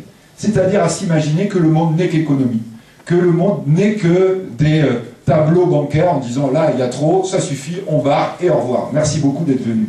Eh ben non, le monde il fonctionne pas comme ça, et on sait très bien dans l'économie qu'à un moment donné, enfin on sait très bien d'ailleurs, parfois on a tendance à l'oublier nous-mêmes, que quand l'économie tout d'un coup vraiment elle fonctionne plus, je vous le disais tout à l'heure, ça finit toujours très mal. Nous avons une responsabilité historique parce que nos parents nous ont légué une Europe en paix. Comment ils ont fait pour la construire en paix? Ils ont réfléchi à tout ce qui avait dysfonctionné dans l'économie avant et qui avait amené à la guerre. Quand on a créé le premier traité européen, c'était le charbon et l'acier. Le charbon et l'acier, c'est clair, c'est les deux éléments fondamentaux qui permettent de faire la guerre. Quand on dit on va laisser circuler librement le charbon et l'acier, normalement on va empêcher tous les gars qui vont décider de s'armer en douce de le faire. Parce qu'ils voient qu'évidemment le voisin va pouvoir faire la même chose en même temps. Donc c'est comme ça que ça commence et c'est comme ça que ça continue ensuite. Quand on dit le traité de Rome, c'est dire on va laisser les gens, on va laisser l'argent, on va laisser les marchandises circuler librement en Europe. Liberté fondamentale en disant pour rentrer dans l'Union européenne, il faut être une démocratie, pas une fausse, une vraie démocratie, où vous soyez complètement libre de dire, de penser ce que vous voulez et d'aller où bon vous semble. L'Europe, elle est fondée là-dessus. Alors ça veut dire quoi? Ça veut dire que quand vous faites ça, vous avez évidemment un grand danger, et vous voyez tout de suite, je vais aller contre une idée tellement répandue en ce moment que hier encore, avec des banquiers, je leur hurlais pour leur dire « mais j'en ai marre que vous repreniez ces arguments stupides alors que normalement vous devriez voir un peu plus loin que ça ». Il faut arrêter de dire qu'une Europe ne peut pas fonctionner avec des économies qui soient à un niveau de développement différent. C'est même exactement l'inverse. L'Europe, elle s'est construite sur ce principe de dire si on veut circuler librement, ça veut dire qu'il faut que l'on ait assemblé tous les pays pauvres et les pays riches. Et simplement, quand on fait ça, quand vous avez la liberté totale, si vous avez un pays très très riche et un pays très pauvre, ce qui va se passer, c'est que tout le monde dans le pays pauvre va partir vers le pays riche. Et donc les Européens, dès le début, ils pensent à cette question-là. Et ils disent ça, donc évidemment c'est le danger. Si on veut la liberté, il va falloir qu'on essaie d'atténuer au maximum ce risque-là. Et ça s'appelle comment? Ça s'appelle la solidarité, ou ça s'appelle, on va dire, les fonds européens, les fonds de compensation qui ont été mis en place dès le départ. Pour que ça ne se passe pas comme ça, il faut que les riches paient aux pays pauvres leur développement accéléré. Il faut que les gens dans les pays pauvres ils disent, finalement, j'aime bien ma région, je suis né là, et je vois qu'il y a une perspective à relativement court terme. Et donc, je ne m'en vais pas. C'est là-dessus qu'est fondée l'Europe depuis le départ, sur les compensations que nous devons faire. C'est là-dessus qu'a été fondée l'idée qui est exactement dans la droite ligne de ce que je viens d'évoquer, c'est l'euro. La monnaie unique, elle devait permettre quoi? Elle permet les échanges de plus en plus rapides, de plus en plus rationnels, de commerce, de marchandises entre les peuples d'Europe. Et elle doit permettre aussi aux pays riches d'aider encore plus vite et de manière encore plus rapide et encore plus efficace, les pays pauvres. Pour ça, on a établi des règles très strictes qui s'appelaient les règles de Maastricht, qui n'ont pas été respectées et dont le non-respect entraîne la catastrophe européenne dans laquelle nous sommes. Elles n'ont pas été respectées doublement, parce que les pays riches sont, et en particulier même l'Allemagne en premier, la France juste après, ont décidé de ne pas appliquer les règles de Maastricht. Pourquoi? Pour avoir du déficit public, pour avoir des États de mieux en mieux. C'est exactement l'inverse de ce qu'on doit faire, parce que si vous avez un État formidable dans un pays riche, eh ben vous allez avoir tendance à attirer les gens des pays pauvres. Ils vont venir parce qu'ils vont dire, bah, là-bas il y a une sécu incroyable, là-bas il y a des retraites extraordinaires. Si c'est fondé sur du déficit, c'est exactement ce qu'on disait de ne pas faire. Les riches ont voulu être encore plus riches, ce qu'on disait tout à l'heure, alors qu'ils ne créaient pas de richesse. Et puis deuxième chose, les pays riches européens ont décidé d'arrêter de payer la compensation. En disant, plus on compense, moins on est riche nous-mêmes. Et ça, vous savez, vous vous souvenez de ce qu'on disait tout à l'heure, c'est notre problème. Et donc, qu'est-ce qu'on a dit aux pays pauvres, ou plus pauvres que nous? Dites, si vous avez besoin de vous développer, au lieu d'attendre l'argent qui vient de chez nous, vous ne voulez pas essayer d'aller sur le truc qu'ont inventé les Américains, là, la dette des marchés, dans lesquels vous n'avez pas de contrôle bancaire. Vous allez voir, c'est génial ça. Et on les a poussés à s'endetter. Vous croyez qu'on n'a pas vu que l'Espagne, depuis pratiquement 15 ans, elle gage toute sa dette sur de l'immobilier? Vous croyez que les Européens, ça leur a échappé? Que les Français, les Allemands, ils n'avaient pas vu ça? Que tout d'un coup, ils découvrent, ah, les banques espagnoles ont un énorme problème parce que toutes leurs créances sont gagées sur l'immobilier qui ne vaut plus rien. On le sait depuis longtemps. Sauf que ça nous a arrangé. Sauf que ça nous a arrangé parce que comme ça ne permettait pas de faire de compensation. On pouvait se développer tranquille avec notre propre dette, et eux, eh ben, ils s'endettaient aussi, puis on verrait bien comment les choses s'arrangeraient plus tard. On est là, aujourd'hui, au problème. Où il va falloir payer pour ça. Où il va falloir revenir et dire, bah oui, en fait, le principe européen, on ne l'a pas respecté, ni les uns ni les autres, mais nous les riches avant tout. Et maintenant, il va falloir assumer. Parce que sinon, qu'est-ce qui va se passer? Eh bien, il va se passer qu'on ne va pas descendre d'un étage avec l'Europe. On ne va pas lâcher un pays. On va revenir en bas. On va revenir d'où on est parti. Et où on est parti, souvenez-vous-en. Ou plutôt, demandez aux vieux qui vous racontent. C'est les ruines fumantes de la guerre. C'est là où on va revenir. Et on voit bien que ça nous pend au bout du nez quand vous avez eu, il y a 2 dimanches, élu en Serbie. En Serbie, c'est en Europe, ça. Hein, un président ultra-nationaliste. Quand vous voyez, j'espère que vous les avez vus à la télé, des nazis en Grèce en train de faire une conférence de presse. Parce que ça, on pensait que ça n'arriverait plus jamais en Europe. On pensait quand même qu'on avait été guéri de ça. Mais non, quand on refait les mêmes conneries, on arrive exactement au même résultat. Et exactement, moi j'ai un père qui a 99 ans. Il me dit, mais tous les jours, il a fait en plus toute la guerre, il était aviateur. Il me dit, mais t'imagines pas, ça ressemble aux années 30, mais c'est incroyable. Les Français qui ne veulent pas voir ce qui est en train d'arriver. Qui ne veulent pas voir, oui, non, mais il y a des nazis en Grèce, mais c'est loin. Hitler envahit les Sudètes, ouais, franchement, ça ne nous concerne pas. Hein, ils voulaient à tout prix la guerre, ils ont perdu l'honneur et ils ont perdu la paix. C'est exactement ce qui est en train de se préparer pour les Européens s'ils continuent comme ça. S'ils continuent comme ça. Et là, vous voyez, par rapport à cela, nous, Français, on a une responsabilité extraordinairement importante. Extraordinairement importante, parce que de tout temps, enfin en tout cas dans les temps récents, la France a été le moteur de l'Europe. J'ai pas eu la chance, moi, de rencontrer Jean Monnet et Robert Schuman. Ils étaient déjà morts quand je m'intéressais à la question. En revanche, j'ai rencontré quelqu'un qui était leur ami, l'ami intime de Jean Monnet, qui s'appelait Pierre Drouin, qui est mort aussi depuis, qui était le fondateur du Monde de l'économie, le journal Le Monde de l'économie. Il était tellement copain avec Jean Monnet qu'il couchait avec lui dans le même chambre, parce qu'à l'époque, on faisait des économies, le soir de la signature du traité de Rome. Il m'a raconté l'ambiance qu'il y avait à ce moment-là. Il m'a raconté ce qui se passait, tout ce que je vous dis là, sur la responsabilité des Européens, la manière dont les riches allaient devoir financer les pauvres. Tout ça, ça a été dès le départ. Et il m'a dit à quel point la France a eu un rôle moteur là-dedans. Parce que la France a dit, elle a tendu la main à l'Allemagne qui était vaincue, elle a tendu la main aux autres pays européens parce que la France vraiment avait cet idéal européen de dire il faut la paix d'abord pour nos enfants. Les Français ont joué ce rôle de locomotive de tout temps, même quand c'était contre leurs intérêts à court terme. Même quand c'était contre leurs intérêts à court terme. Aujourd'hui, l'Europe ne va s'en sortir, et vous voyez, la dette européenne, on sait très bien que la seule solution, ça va être une dette fédérale. La seule solution, ça va être une approche fédérale de l'Europe. C'est ces fameux eurobonds qui vont signifier que les États européens devront se soumettre à une autorité européenne. Pourquoi ça ne se fait pas aujourd'hui? Pourquoi on ne peut pas avancer là-dedans? Vous allez dire à cause des Allemands. Non, non. Les Allemands, ce sont ceux qui vont permettre d'avoir les meilleurs taux. Ce sont ceux qui permettent aujourd'hui de jouer un rôle de parapluie pour l'ensemble de l'Europe. Pourquoi ça ne se fait pas? Parce que l'Europe, l'Allemagne dit « je ne peux pas le faire toute seule ». Je ne peux pas. Je ne peux pas financer tout le train européen. Je ne peux pas être la locomotive de tout le train européen, surtout quand la deuxième locomotive, celle qui depuis le départ avait pris la tête du convoi, cette locomotive qui s'appellerait la France, elle redeviendrait elle-même un wagon. Il me manquera l'autre locomotive et en plus ce sera beaucoup trop lourd à traîner. Aujourd'hui, la France a une responsabilité gigantesque. Le fait que pour que nous soyons demain à nouveau européens, pour que l'Europe reparte, il va falloir que la France convainque l'Allemagne qu'elle veut bien redevenir la deuxième locomotive. Alors vous dites oui, c'est super, génial. La seule chose que je peux vous dire, c'est que droite et gauche confondues, on n'en prend pas le chemin. Parce que quand aujourd'hui on voit l'intensité des problèmes que nous avons, et que l'année dernière, l'été dernier, alors que tout s'effondrait, la France annonce son grand plan de rigueur, qui est l'augmentation de la TVA sur les parcs à thème et sur les sodas, et encore, les parcs à thème, on enlève tout de suite, on dit « Oh, on va perdre du chiffre d'affaires sur le parc Astérix ». Vous imaginez le message qu'on envoie à l'Allemagne? Quand l'Allemagne dit « Est-ce que la deuxième locomotive est prête à nous aider? Est-ce que nous sommes prêts maintenant à payer pour les autres pays européens ?» Lorsque l'opinion publique allemande voit ça, elle dit « Ok, on a compris, on va être tout seul pour payer pour tout le monde ».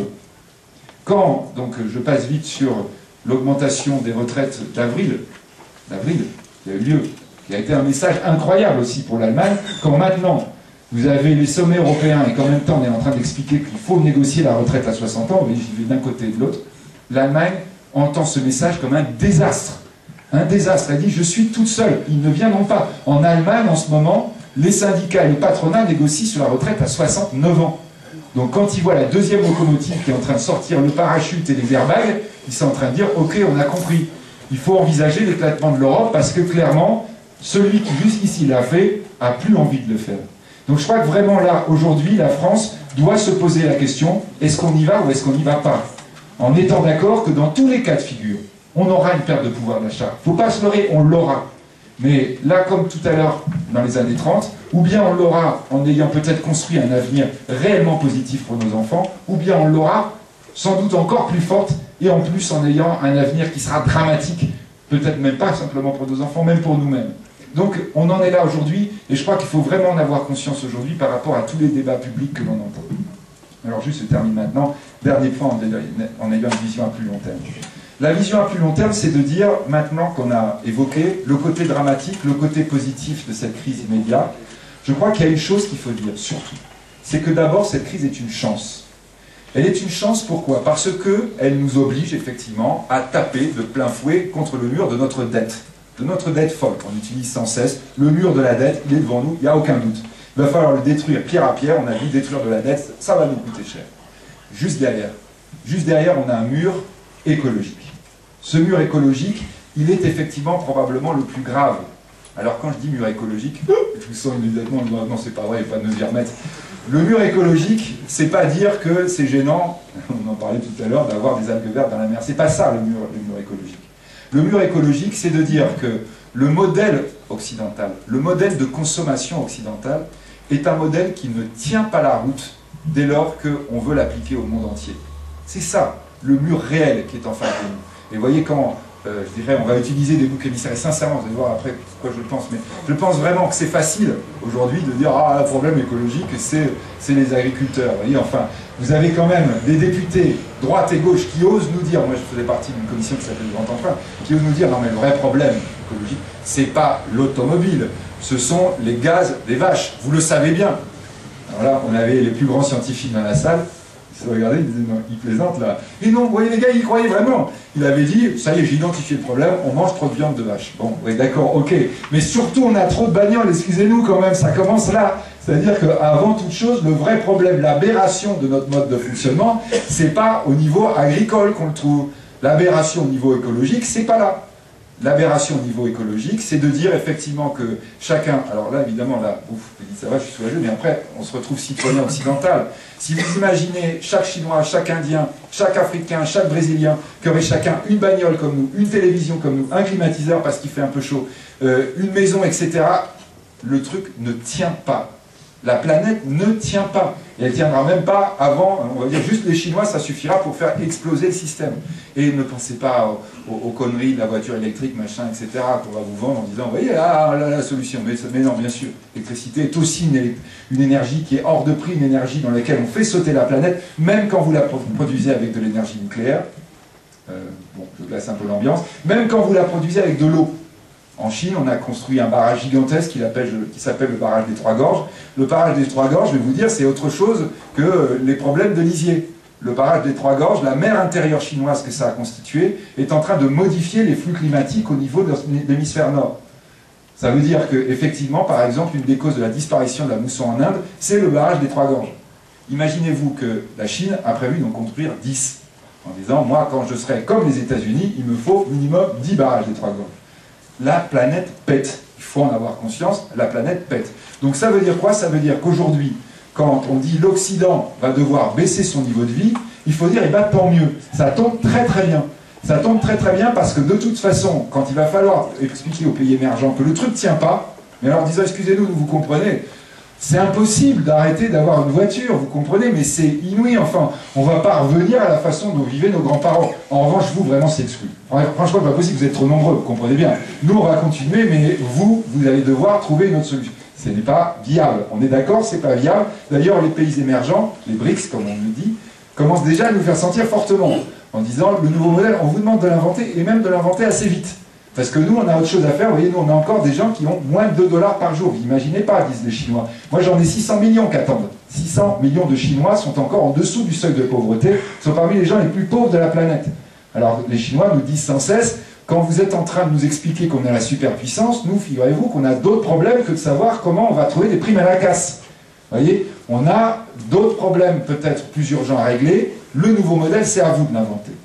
Eh bien, ce nouveau modèle, il y a vraiment quelque chose qui est extraordinaire et qu'il faut faire passer comme idée, c'est qu'il va être possible. Pourquoi? Parce que nous avons la chance inouïe d'avoir cette crise, d'abord, qui nous oblige à nous arrêter brutalement, parce que c'est clair qu'on est tellement égoïste, on est tellement dans notre petite logique propre qu'on ne s'arrêtera pas tout seul. Là, l'économie va nous obliger à le faire, la finance va nous obliger à le faire. Eh bien, il se trouve que quand on s'arrête, on regarde autour de nous et on se rend compte qu'on a 3 révolutions. 3 révolutions qui sont prêtes.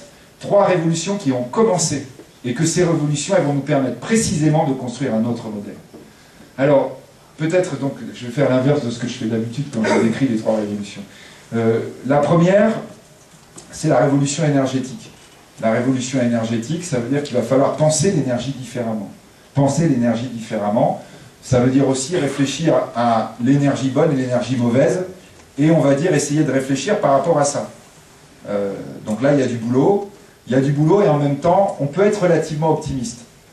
Donc juste pour vous illustrer ça, il y a un pays qui est 3e puissance économique du monde, d'ailleurs probablement pas loin d'être la 2e quand on regarde réellement, qui s'appelle le Japon.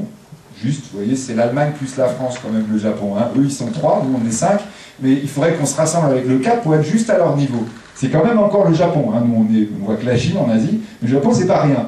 Le Japon vient d'arrêter en 8 mois ses 52 réacteurs nucléaires. Ils ont eu leur Tchernobyl à eux, ils ont eu Fukushima, ils ont dit ok, on a vu le problème, on s'arrête. Donc c'est radical comme mesure, on va dire, c'est effectivement un truc qui d'un seul coup, d'un seul, change la donne énergétique. Ben, qu'est-ce qu'on voit? On voit les Japonais brutalement qui changent de vie. Brutalement, à Tokyo aujourd'hui, les escalators ne fonctionnent plus. Les climatiseurs sont arrêtés, on n'allume plus les gratte-ciels. Et ben les Japonais, sans cesse, alors ils sont super disciplinés, on est d'accord, c'est le Japon. Mais enfin quand même, quoi, c'est des gens super modernes comme nous. Et bien ils sont en train de dire que finalement, ils arrivent à vivre. Et ils contrôlent, on va dire pratiquement au jour le jour, l'espérance de vie, dit vite, elle ne baisse pas.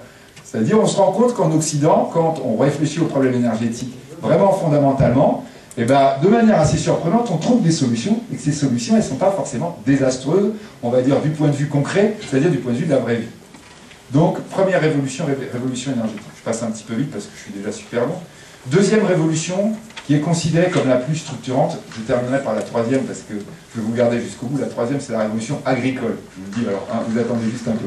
Donc, deuxième révolution, ça c'est pour empêcher ceux qui sont tentés de partir avant la fin. Hein.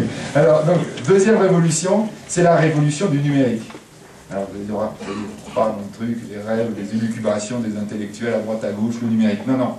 Le numérique, c'est vraiment une révolution, c'est même une révolution qui a commencé largement. L'année dernière, quand on a fait le G8 à Deauville, donc les grands pays du monde, là, les grands consommateurs de l'époque, hein, c'est pas l'Inde ou le Japon ou la Chine, pardon, qui sont invités au G8. Enfin, ils sont invités de temps en temps, on leur dit, tiens, venez, ça nous fera plaisir, ça fait un peu exotique. Hein, donc ils commencent d'ailleurs à l'avoir un peu gros sur la patate, hein, du G8, sans les grands producteurs. Enfin bon, bref, les G8, les grands pays qui consomment beaucoup, disaient l'année dernière déjà, quand ils se réunissaient à Deauville, en général on se réunit moins à Valenciennes, hein, vous voyez, donc on est plus à Deauville, quoi. Donc le message qu'on va envoyer ne va pas être vraiment gai-gai. Hein. Déjà l'année dernière, c'est crise à tous les étages, c'est dette infernale, c'est chômage, c'est tensions internationales. Ils disaient, quand il va falloir communiquer là-dessus, ça va être coton. Et donc ils avaient eu l'idée de dire comment faire pour envoyer en même temps un contrepoids positif, un message positif. Et donc, ils avaient réuni à Paris un truc qu'on a créé pour l'occasion, qui n'a pas d'ailleurs été poursuivi ensuite, qui s'appelait l'IG8. L'IG8, vous voyez, c'était vraiment l'idée, on fait en même temps les deux, le G8, vraiment les types qui sont super pessimistes, et l'IG8, le nouveau monde qui commence. L'IG8, c'était quoi? C'était les 8 plus grandes sociétés du monde dans le domaine du numérique. Bon, au passage, il n'y en a aucune européenne, c'est dommage, il n'y en a pas l'ombre d'une française, passons. Enfin, bon, ça c'est autre chose. Mais ce qui était extraordinaire, c'est que là, on avait des entreprises et des chefs d'entreprise, donc il devait y avoir Steve Jobs qui n'a pas pu venir puisqu'il est déjà très malade. Il y avait Mark Zuckerberg de Facebook qui nous a fait un discours absolument incroyable. C'était l'autre génération, la génération du futur qui disait « Vous nous remettez tout juste d'équerre, vous commencez les investissements et le nouveau monde, il est prêt. On va vous créer des millions, des centaines de millions d'emplois. Des emplois super qualifiés, des emplois pas qualifiés. Quand on fait du commerce en ligne, aujourd'hui, c'est plein d'ingénieurs qui travaillent sur les logiciels, c'est des gens un peu moins qualifiés qui surveillent les modes de fonctionnement, et puis c'est des gens pas qualifiés qui font des livraisons partout. C'est ça les nouveaux modèles du numérique. C'est pas simplement, on va dire, un nouvel ordinateur ou une nouvelle façon de travailler dessus. Donc le numérique, l'ère du numérique, c'est vraiment un bouleversement, c'est un investissement nouveau qui est en train de se préparer. Et là, quand je vous disais que le nouveau monde, il est déjà là, on a eu un signe extraordinaire début d'année 2012.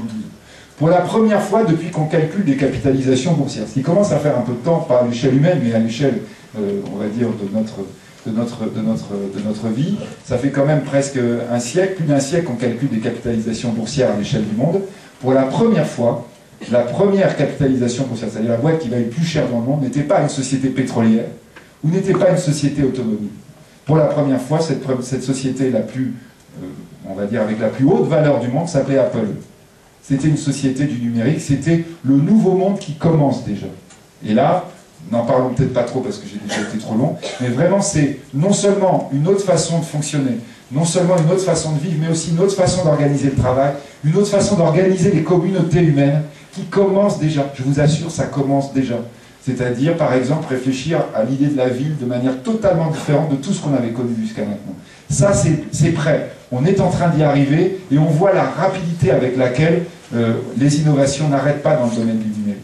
Donc ça, c'est la deuxième révolution, celle qui doit nous rendre optimistes. Quand vous dites ça aux gamins, quand vous leur avez dit, un, vous savez, on adore notre boulot, puis deux, en plus, au boulot, vous allez voir, vous avez des super ordinateurs et des super conditions pour surfer. Ah ouais? Donc là, ça y est, eux, ils voient très bien que le numérique et que la nouvelle économie du numérique, c'est exactement là-dessus, le monde qu'ils connaissent et dans lequel ils ont envie d'évoluer.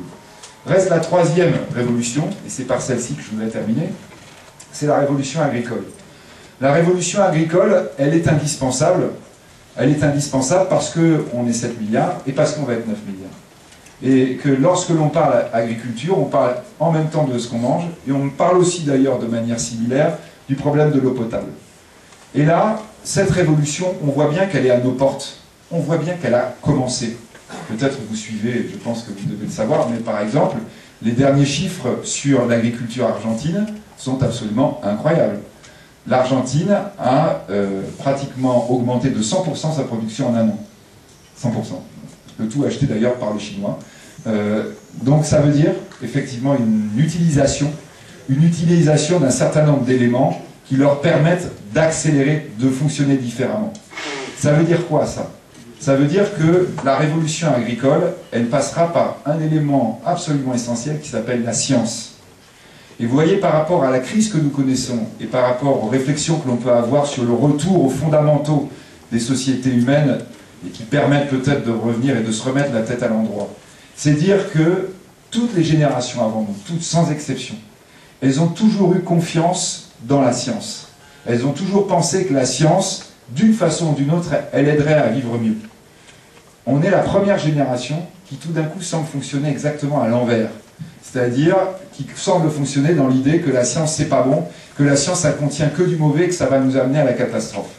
Dire que la science est tout beau, je suis d'accord avec vous qu'il ne faut rien exagérer.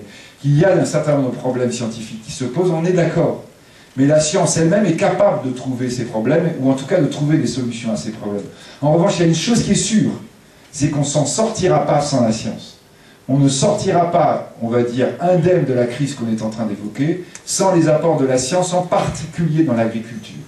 Et là, c'est vrai qu'on en parlait tout à l'heure avant de venir en famille. On disait, mais au fond, on voit à quel point il y a ce problème quand vous voyez l'image qu'ont les citadins de la campagne aujourd'hui. En France, peut-être même encore plus qu'ailleurs. J'ai dit que j'allais réutiliser cette image parce que je l'adore.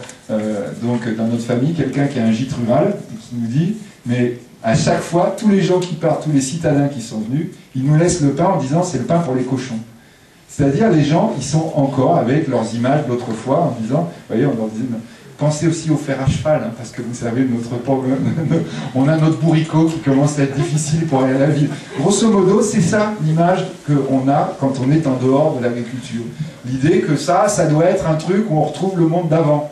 Voyez, comme si effectivement vous leur dites bah, bonne diligence alors. Hein. Ah non, mais nous on rentre dans la civilisation. Mais non, mais l'agriculture c'est au cœur de la préoccupation majeure que doit avoir le monde. Parce que la première idée économique c'est d'abord nourrir les gens. Et nourrir les gens, que je sache, on n'a pas trouvé autre chose jusqu'à maintenant que l'agriculture et ceux qui en dérivent et ceux qui l'utilisent. Donc ça veut dire quoi? Ça veut dire que la science, elle doit être au cœur de vos préoccupations. Elle doit être au cœur de vos financements, elle doit être au cœur des prévisions de richesse que vous allez faire, et d'essayer de les rationaliser et d'essayer de les améliorer. Tous les éléments de la science sont bons à prendre. Vous devez absolument vous ouvrir à la science sans limite, en disant quand il y a un danger dans la science, on va le signaler, on va essayer de le traiter, mais on ne doit surtout pas dire l'arrêt de la science. Parce que ça, c'est la régression absolue. C'est le fait, effectivement, comme tout à l'heure, de dire, au lieu de remettre les choses à l'endroit, on va tout casser en disant c'était mieux avant. Là, c'est l'immense danger qui nous menace. C'est l'immense danger qui nous menace, on va dire, c'est l'immense désespoir qui peut nous saisir et qui peut nous conduire au pire. Alors, c'est la conclusion que je voudrais utiliser. Vous voyez, quand on parle de désespoir qui conduit au pire, ce que je voudrais vous dire, c'est que la crise qu'on vit en ce moment, je vous ai dit, on a commencé à regarder l'origine des choses à 89, c'est-à-dire le début de la mondialisation. Moi, j'ai tendance à dire, vous voyez, cette crise, c'est une sorte de crise d'adolescence de la planète qui vit ensemble. Crise d'adolescence. Alors on va dire la mondialisation, je la commence en 89, ça fait vous voyez, 23 ans, on a une adolescence un peu tardive. Quoi, hein. Mais enfin, bon, vous voyez, ça arrive quand même. Quoi. Les boutons arrivent un peu tard, mais pour le coup, c'est quand même des très très gros boutons. C'est une crise d'adolescence, il ne faut pas la négliger. Effectivement, on peut, dans une crise d'adolescence, avoir quelqu'un qui est tellement désespéré, qui se sent tellement changé, qui ne comprend pas ce qui se passe, qui peut faire des gestes terrifiants. On a ce risque-là. Mais on doit se dire qu'une crise d'adolescence, normalement, ça se gère bien. Et quand ça se gère bien, eh bien, il va en ressortir un adulte. Un adulte qui est raisonnable, un adulte qui est prêt au défi d'une vie longue, au défi d'une vie heureuse. À l'échelle de la planète, on va dire, on peut espérer des décennies, des siècles, pendant lesquels, enfin, les communautés humaines arriveront à fonctionner ensemble, vraiment ensemble, ce qu'elles ont réussi à faire un tout petit peu pendant la période de mondialisation, sans se faire la guerre, et en essayant au maximum de préserver la planète sur laquelle nous vivons. C'est, je dirais, cette vision, à mon avis, qu'on doit avoir de cette crise. Ça veut dire effectivement que la première logique ou la première idée, c'est que même si la Saint-Justin n'avait pas été ensoleillée, il faut se dire que demain va sûrement être quelque chose de positif. Merci beaucoup.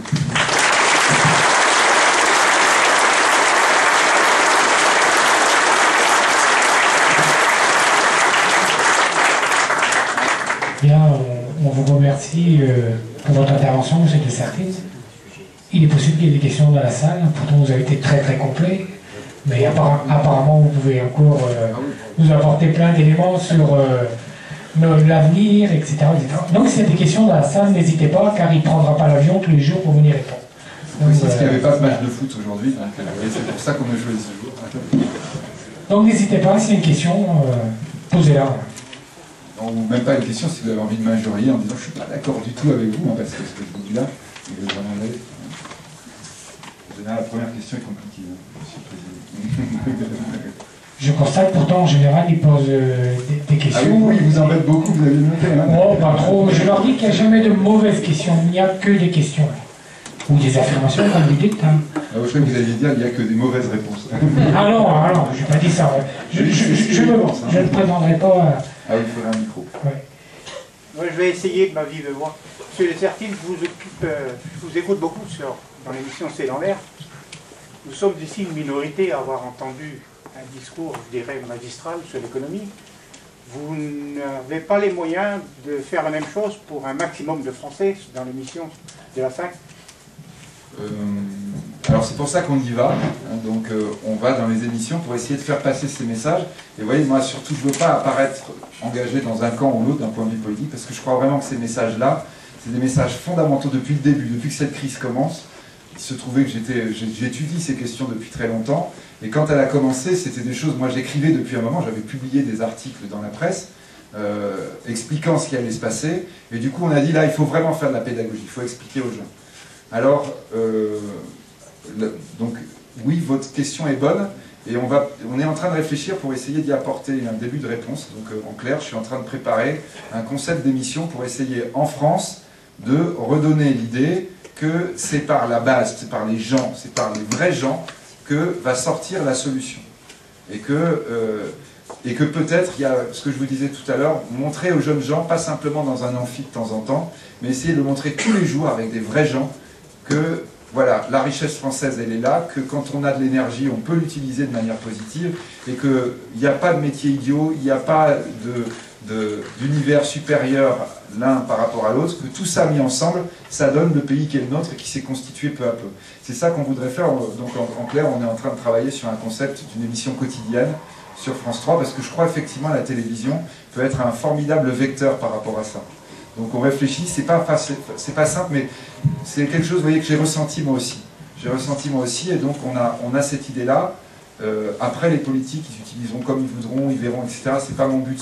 Mon but, c'est vraiment que les gens, vous voyez, la confiance, la croissance, le travail, tous ces éléments qu'on voudrait, c'est pas à la tête de l'État aujourd'hui qu'on va arriver à redonner le stimulus là-dessus. Je crois que, vous voyez, il faut être clair, la croissance, en disant on appuie sur un bouton, on lance une politique, machin, c'est fini, c'est mort, ça. En revanche, la confiance, l'énergie, la création de richesse, elle est là, toujours présente. Quand on est dans des vraies assemblées comme ça, avec des vrais gens, on se le rend compte. Et ce que je disais, une personne que je voulais aller voir, par exemple, c'était une personne que j'avais rencontrée l'autre jour quand j'étais à Brest, une dame d'une quarantaine d'années qui avait décidé de reprendre une exploitation de 60 vaches laitières à son père, et qui me disait, grand sourire, machin, j'adore, je dors plus, mais vous savez, on a investi, etc., qui me disait, c'est génial. Je me disais, cette fille, c'est exactement ce qu'il faut qu'on filme, quoi. C'est des gens comme ça.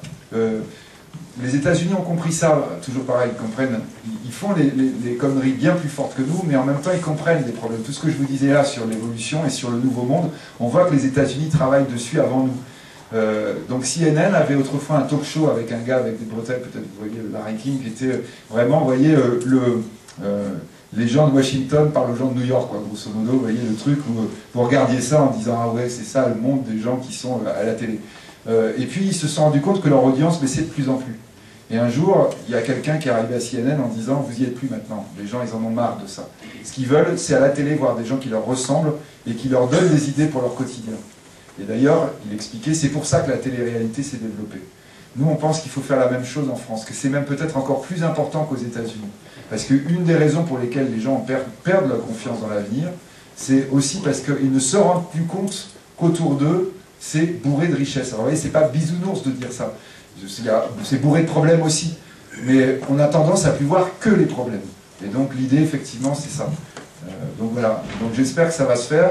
On a les présidences de chaîne, c'est un peu compliqué. J'ai du sponsoring avec des banques qui veulent bien me suivre. Donc voilà. C'est des banques de proximité, des journaux de proximité. Tout là, on est en train de créer un truc. Là, je vous dis vraiment, on doit tourner les pilotes à la fin du mois. Hein. Donc on est en train d'avancer là-dessus. Et c'est une grande idée qu'on voudrait développer. Alors pour ça, on ne veut pas qu'il y ait d'opposition. On a des politiques de tous bords. On a expliqué le concept en disant, attendez, c'est pas faire la promotion ni du BDF, ni de la FNSEA, ni de ce que... C'est vraiment aller voir les gens sur le terrain qui ont du talent et le faire de façon moderne. Vous voyez un peu, au fond, l'idée de Jean-Pierre Pernaut, mais mieux. Excuse-moi Jean-Pierre.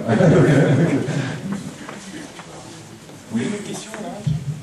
Oui, donc Philippe, tout à l'heure tu as évoqué brièvement l'actualité du Finistère aujourd'hui et agricole, puisqu'on a évoqué une entreprise qui est en très grosse difficulté avec des décisions importantes aujourd'hui. Aujourd'hui, tu as un public d'éleveurs de porc. Tu aurais aujourd'hui un public d'agriculteurs. Quel message tu leur ferais passer pour essayer de positiver un petit peu les choses, même si c'est très difficile? Alors, d'abord, quand on en arrive là, évidemment, c'est dur d'être positif parce que c'est un peu tard. C'est un peu tard. Là, ce qu'on disait tout à l'heure, c'est la folie de la dette. La dette n'est pas mauvaise. La dette, c'est ce qui permet à un gamin de pouvoir acheter sa maison et de ne pas attendre 60 ans d'avoir tout économisé. Ça, c'est très bien.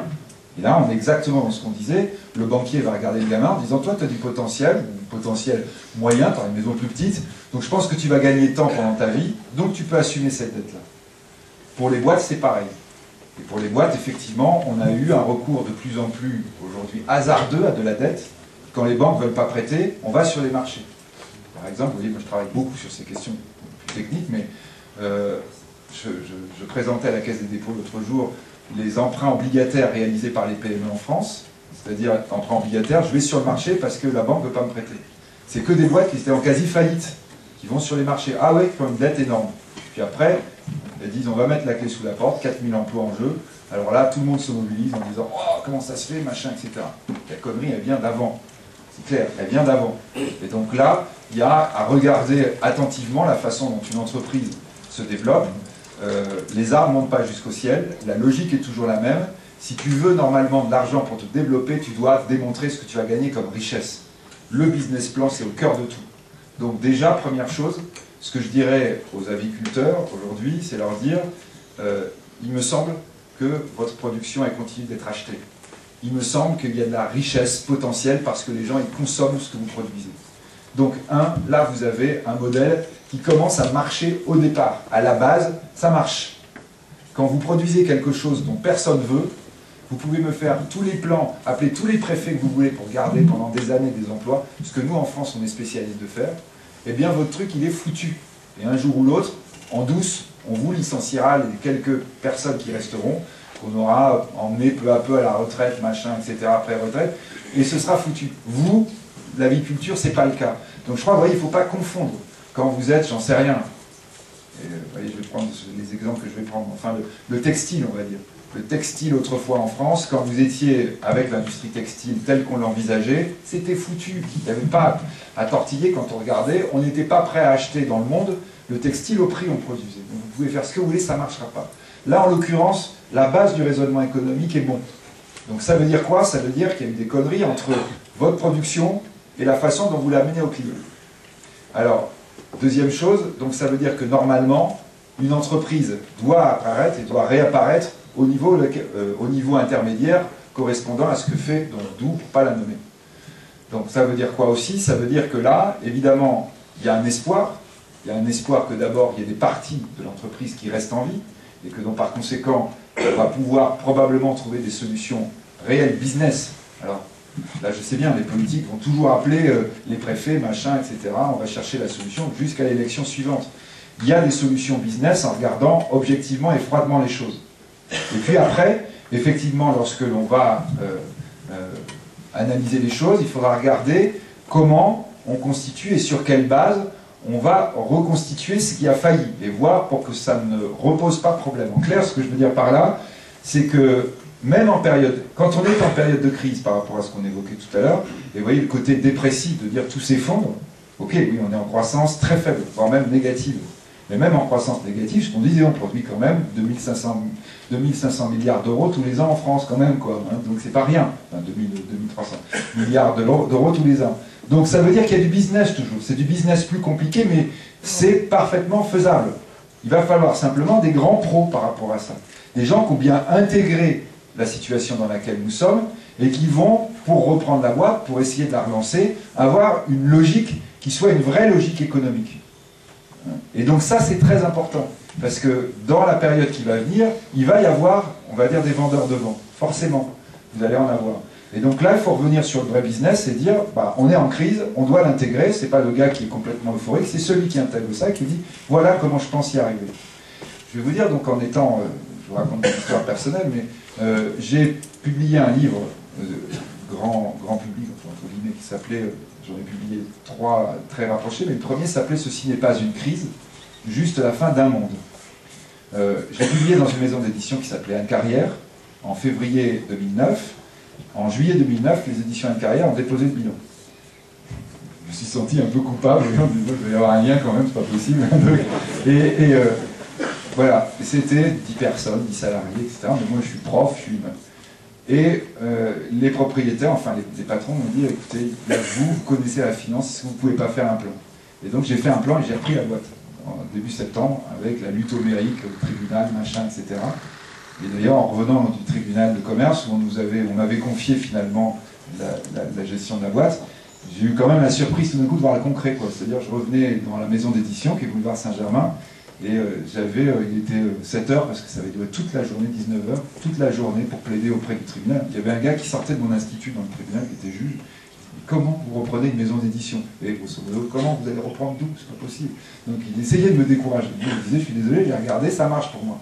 Quand je suis revenu, là j'avais toutes les filles, parce que c'était que des filles salariées, qui m'attendaient. Et quand on a dit, bah, c'est bon, là tout d'un coup, ils voyaient qu'ils pleuraient. Je me suis dit, ah oui, zut, en fait, ça c'est la vraie vie aussi. Hein, c'est-à-dire que le business, il doit continuer. Effectivement, le business, c'est pas simplement des chiffres, et je crois qu'effectivement, c'est des choses dont il faut avoir conscience. C'est-à-dire, donc, les gens qui doivent reprendre, ça doit être des gens qui ont une vision froide de la façon dont ça marche, qui en même temps comprennent aussi qu'il y a des vrais gens en face, et que c'est avec les vrais gens qu'on peut s'en sortir, et que c'est pas nécessairement des charrettes ou des lignes sur lesquelles on va faire des croix. Alors après, à court terme. À court terme, ça veut dire là, oui, effectivement, que la période qui vient, ça va être une période agitée. Ça va être une période agitée pour les éleveurs parce que, un, ils vont avoir de l'argent qui va leur manquer, et que deux, ils vont avoir des problèmes probablement pour trouver des débouchés. Et que ça, il va falloir le regarder, et que si on doit les aider, alors évidemment, vous voyez, il y a l'aide possible en disant on va essayer de débloquer des fonds. Mais vous avez compris que les déblocages de fonds, il ne faudra pas trop compter dessus dans le futur. Qu'à la limite, là, pour le coup, vous voyez, si on a une approche vraiment rationnelle, ça vaudrait même la peine de lever de l'argent sur les marchés s'il fallait, parce qu'on peut avoir une approche rationnelle par rapport à ça. Mais ça veut dire quoi aussi? Ça veut dire que tout créateur de richesse à la base du système, il va devoir comprendre que là, maintenant, la pression, on va dire, de la grammaire financière va être plus forte que jamais. Plus forte que jamais. Vous voyez, ce qui me frappe tout le temps, moi, quand je rencontre des gens qui créent la richesse, alors là, tout à l'heure, je vous disais le truc grand public qu'on va faire, mais après, quand je suis dans l'autre costume, quand je suis en financier, et que j'ai des gens que je vois qui ont la richesse au bout des doigts, ce qui me frappe toujours, c'est combien ils ne comprennent pas la finance. Et combien, vous voyez, c'est facile dans un discours, alors là, ça y est, je deviens politique, ce que je ne veux pas être du tout, mais enfin, de dire, mon ennemi, c'est la finance. Vous voyez, donc, c'est sûr, ça passe. Les gens disent, ah ouais, moi aussi, mon ennemi, c'est la finance. Ben oui, mais sauf que non, c'est pas comme ça que ça marche. La finance, c'est ni un ennemi, ni un ami. La finance, c'est une logique que je dois à tout prix respecter et qui doit m'obséder dans le quotidien. Je dois faire des prévisions de cash flow. Je dois regarder sans cesse qu'est-ce que je vais avoir plus de charges comme bénéfice. Je dois l'avoir pratiquement au jour le jour si vous avez de temps en temps des difficultés de trésorerie. Et je dois sans cesse vérifier, et je dois passer mes soirées à ça pour faire mes comparaisons. Comment ça se fait que ma prévision a été fausse? J'étais trop haut, j'étais trop bas, il y a quelque chose qui ne va pas. La finance vous apportera de l'argent dès lors qu'elle sait vous créer de la richesse et il n'y a aucun doute là-dessus. Et que deux, elle est sûre que vous connaissez votre boulot. Connaître le boulot, ça ne veut pas dire simplement savoir faire de l'élevage. Ça veut dire traduire tous les tableaux que je voyais tout à l'heure en termes très concrets, en disant « ouais, ok, j'ai tant de pourcentage, tant de... » je ne sais plus combien vous aviez, 175 ou quoi, 100 kilos, moi j'ai rien compris, mais en disant « ouais, très bien, mais ça, moi j'aurais voulu quand dans la ligne de bas, il y ait le flux quotidien que ça veut dire. » Le gars, vous m'avez dit « ouais, il est différent, vous voyez, par rapport à la norme de la coopérative, il est au-dessus, etc. » Ok, ça veut dire quoi au quotidien? Comment ça se fait que ce ne soit pas ici? Vous voyez, je vous rentre dedans. Mais comment ça se fait que ce ne soit pas ici? Sans cesse, votre obsession, c'est dire le cash, mois par mois, semaine par semaine, il en sort combien? Et là, vous oubliez les réflexes, alors là, du vieux paysan, pour le coup, qui avait totalement tort. C'est-à-dire qu'il disait, pour vivre heureux, vivez au cachet. Et combien je gagne, je ne vais sûrement pas le dire, surtout pas aux impôts. Ça, non. Ça doit être oublié. C'est-à-dire qu'on doit avoir, pour qu'on apporte de l'argent dans une filière, il faut, un, qu'elle crée de la richesse, et deux, qu'on ait des certitudes absolues sur les prévisions qu'elle fait. Même si les prévisions, à un moment donné, sont mauvaises, il faut qu'elles soient justes. Et pour faire des prévisions justes, il n'y a pas 36 solutions. Il faut que le gars qui les fasse, il connaisse parfaitement son métier. Son métier, c'est produire, son métier, c'est vendre. C'est qu'il connaisse parfaitement les marchés. Quand il fait une hypothèse haute et basse, il sait comment ça marche. Il a une expérience, c'est mon cousin Denis, il est toujours en mais en fait je vois très très bien qu'il sait comment ça marche. Si c'est pas bon, il sait à peu près ce que ça va donner. Si c'est bon, il sait ce que ça va donner. Et bien c'est ça absolument qu'il faut faire rentrer dans l'esprit des paysans français aujourd'hui. C'est en disant, les cocos, l'argent il doit venir sur vous, il n'y a aucun problème. Parce qu'il y a un vrai potentiel agricole français, c'est absolument essentiel. Mais quand je vois comment vous fonctionnez, vous ne maîtrisez pas assez la langue financière. Dire l'agriculture c'est génial, c'est formidable, on s'est fait plaisir, je vous l'ai dit, je le pense vraiment.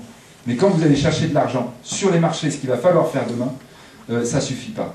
Je dirais même qu'à la limite on s'en fout. La seule chose qu'on veut, c'est des prévisions très concrètes et très précises sur le problème du cash et sur la manière dont ça va se passer. L'aviculture bretonne risque d'être impactée fortement par ce qui va se passer avec nous. Ça veut dire qu'il faut en tirer une leçon positive immédiatement. C'est que les gens doivent intégrer tout de suite la contrainte qui va leur tomber dessus, qui va être leur trésor. et qui va faire que le banquier du Crédit Agricole, il va dire, écoutez, là, il faut vraiment que vous ayez des prévisions très très fiables, on va peut-être pouvoir vous aider, etc. Mais vous savez, moi j'ai mes contraintes. BAL 3, ouais. Les BAL 3, on comprend bien. C'est-à-dire, on ne doit pas faire trop de dettes si on ne crée pas de richesse. C'est ça, c'est juste ça. Et donc là, il faut vraiment que vous soyez très très précis, très clair sur la liquidité dont vous avez besoin, à quel moment, pour combien de temps. Et pas le truc où vous cherchez à m'enfumer. C'est-à-dire, vous dites 30 000 comme ça, tu as 15 000, et si tu as 10 000, tu seras content. Non, c'est 30 000 parce que c'est 30 000. Et que le banquier peut dire, vraiment, j'ai une filière qui est absolument apte à se gérer financièrement, qui maîtrise parfaitement la grammaire financière. Je n'avais pas prévu de parler de ça, mais vraiment, je vous garantis. Ça m'est arrivé, par exemple, de rencontrer des gens très pointus dans l'agriculture hollandaise, de travailler beaucoup avec les Américains autour, par exemple, de la place de Chicago, et rencontrer là des paysans industriels. Là, vous voyez des types, c'est d'abord des financiers. Ah, quelle horreur. Non, non, parce qu'après, vraiment, quand vous allez avec eux sur leur terre, ils aiment ça comme vous, vous pouvez l'aimer. Ils ont vraiment une connaissance du truc. Mais d'abord, effectivement, ils pensent finance. C'est-à-dire, ils ont tellement intégré la grammaire que la première chose dont ils vous parlent, c'est chiffre d'affaires. C'est-à-dire, oui, le pourcentage de gras, machin, etc. Chiffre d'affaires, c'est combien? En cash, c'est combien? T'es payé à combien de jours? Quand tu vends un porc comme ça, t'es payé à combien de jours? Plus vite ou moins vite que les autres? C'est moi ma question là. Ça manquait dans le tableau. C'est essentiel. C'est exactement de ça dont j'ai besoin. Et donc là, pour ça, vous voyez, alors là, je vais faire plaisir à ma coopérative, s'il te plaît. Là, c'est pour ça que vous avez besoin probablement d'une fédération d'efforts. Typiquement, la coopérative, c'est génial pour ça. La coopérative, c'est pas simplement vous aider à faire des achats. Bon, c'est aussi vous préoccuper de ça. Dire, bon, bah là, si on sent tous qu'il y a besoin de faire quelque chose, il faut qu'on s'unisse pour essayer d'être meilleur là-dessus. Le monde coopératif français, c'est une formidable force. Dans ce domaine-là, il n'est pas encore utilisé. C'est-à-dire il faut faire rentrer le vecteur de la grammaire financière en disant « mais arrêtez de penser que c'est bon ou mauvais, quand vous allez en Angleterre, il faut parler anglais, c'est tout. Quand vous allez sur l'économie réelle, si vous ne voulez pas simplement vendre sur la place du marché, il faut parler finance. C'est la langue internationale. Ce n'est pas d'ailleurs une langue ni bonne ni mauvaise, quand on la comprend, on se rend compte qu'elle n'est pas très très compliquée, et que je peux l'appliquer, que d'ailleurs en fait, je l'applique sans arrêt à mes propres économies, et que d'ailleurs en fait, je l'applique même quand je regarde ma propre exploitation. Comme par hasard, les exploitations qui marchent bien, quand vous les analysez financièrement, elles sont toutes très bonnes. Je vous dis simplement, elles ne l'expriment pas assez. Mais en fait, elles ont compris la grammaire. Elles l'appliquent parfaitement, et elles le gèrent parfaitement. Et bien ça, pour demain avoir du financement, et dans la filière, c'est ce qui va se passer, il va y avoir besoin du financement, parce que quand vous avez une boîte de cette importance qui saute, il faut être clair, quoi, hein. Il va y avoir un gros trou pour un moment. Donc il y aura des problèmes d'emploi, etc. Mais il y aura d'abord la question de dire comment on va rester en vie. Et bien pour arriver à faire revenir du capital dans la filière, que ce soit en amont, que ce soit à l'endroit où il y a eu problème, et que ce soit en aval, il n'y aura qu'une solution, c'est la grammaire financière. Alors ça veut dire aussi, entre parenthèses, que les élus potentiels, il faut qu'ils expliquent qu'ils la maîtrisent bien, la grammaire financière. Il va falloir qu'ils jouent la translation. Ouais, c'est normal, c'est le frère de ma cousine. Alors... Comment les éleveurs de ces groupes-là pourront avoir une grammaire financière vu qu'ils sont dépendants de leur groupe? Mais quand vous avez une grammaire financière, vous dites on est dépendant de votre groupe. Vous me citez une entreprise, une seule, dans laquelle vous n'êtes pas dépendant d'un gros, dépendant d'un marché, dépendant de l'extérieur. Tout le monde est dépendant. Quand moi j'achète la société d'édition, la marge de l'éditeur sur les bouquins, je le découvre quand je prends leur compte, elle est dramatique, parce qu'on file la moitié au type qui est simplement le distributeur, qui prend aucun risque, et qui est effectivement énorme, et donc il vous bouffe tout. Ah voilà, l'éditeur, il est comme vous, avec un grand groupe au-dessus de lui qui est en train de lui bouffer la laine sur le dos. Bon, bah, très bien, vous l'intégrez. C'est une contrainte. C'est-à-dire le jour où vous allez devant le juge en disant voilà, j'ai réfléchi, je pense que le modèle passe, voilà mes prévisions les plus faibles, les plus hautes, et ben sur les prévisions les plus faibles, j'ai réuni de l'argent. Parce que j'ai fait une prévision très précise, jour par jour au départ, semaine par semaine, et que le financier, qui est une contrainte, que vous ayez la lune au-dessus de vous, que vous ayez la mer au bord du champ, à la limite, il s'en fout, il sait bien, oui, qu'il y a des contraintes, que de temps en temps, il y a des problèmes, que de temps en temps... Toute l'économie, elle fonctionne comme ça. Toute entreprise a ça. Mais ça veut dire que vous devez formaliser ce que ça signifie. Ça signifie, si j'ai un groupe qui pète un plomb, le scénario, c'est quoi? Comment je fais pour survivre? Je l'explique avant, j'anticipe. C'est là la question, parce que le gens qui est dépendant 100% sur comment il fait? Eh bien, il fallait qu'il prévoie avant, je dirais, mais... Non mais, vous voyez, c'est ça la question. La question, c'est de dire, mais enfin, bon sang, vous avez jamais lu les bilans de Doux? Vous n'avez pas vu leur niveau d'endettement? Vous étiez là comme, vous voyez, l'oiseau sur la branche en train de dire, mais Doux, c'est un gros truc, t'as vu, monsieur Doux, il est, dis donc, il est vachement bien, puis il est riche et tout et tout. Mais attendez, les comptes, ils sont disponibles, hein. Vous allez les demander, vous allez les voir, les comptes. Et si par hasard, le gros qui est au-dessus de vous, il refuse de vous donner les comptes, vous pouvez l'attaquer en justice pour ça. Et là, pour le coup, les coopératives, les unions, ça sert à ça. C'est en disant, juste, je veux vérifier, je veux savoir comment ça se passe.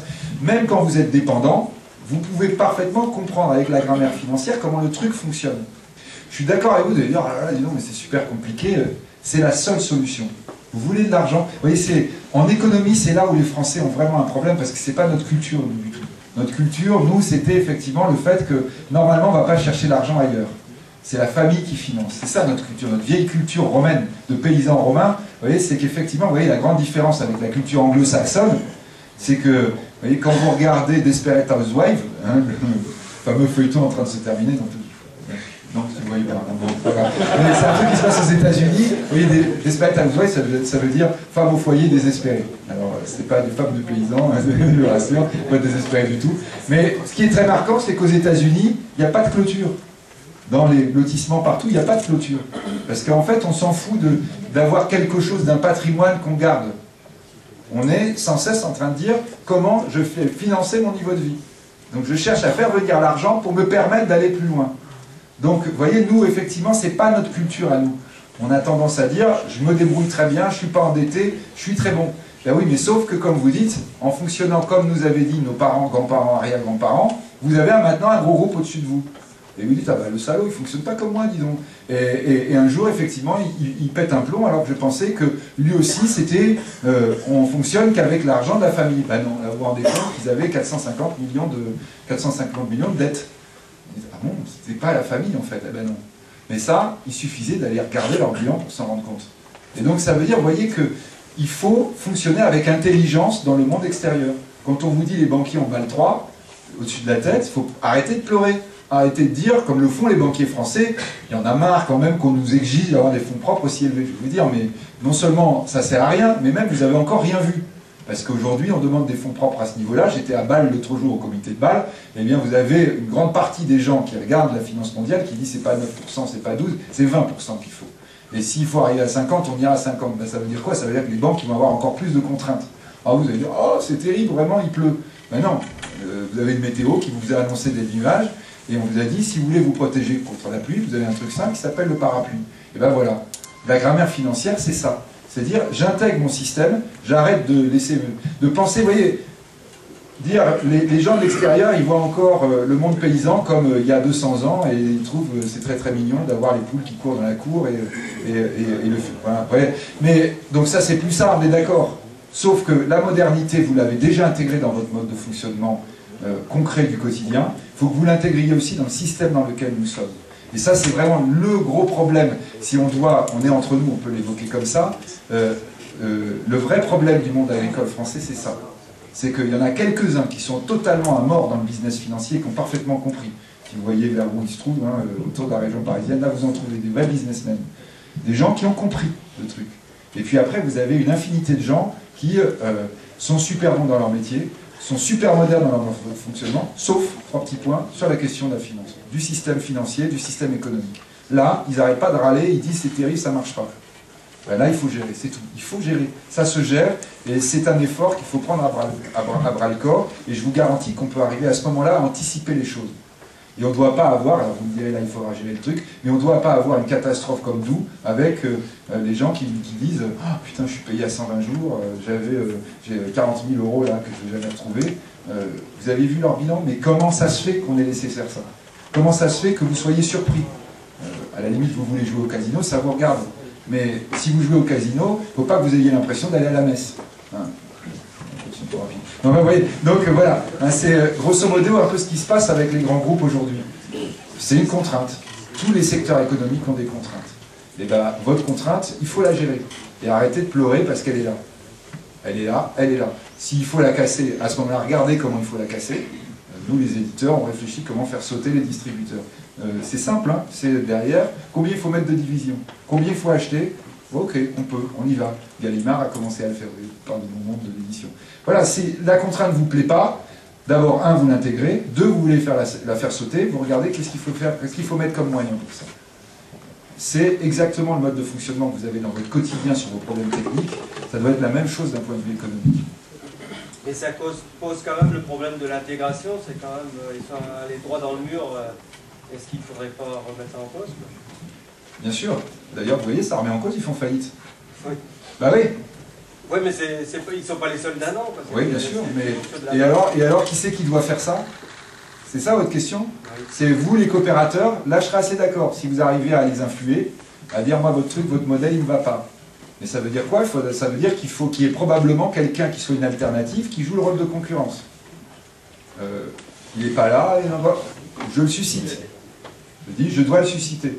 Si après vous espérez, trois petits points, qu'il y ait des autorités, l'État, l'Europe, machin, qui vont dire aux gars, dites, vous êtes sûr que vous installez au Brésil, c'est bien? Là, alors là, vous rêvez complètement.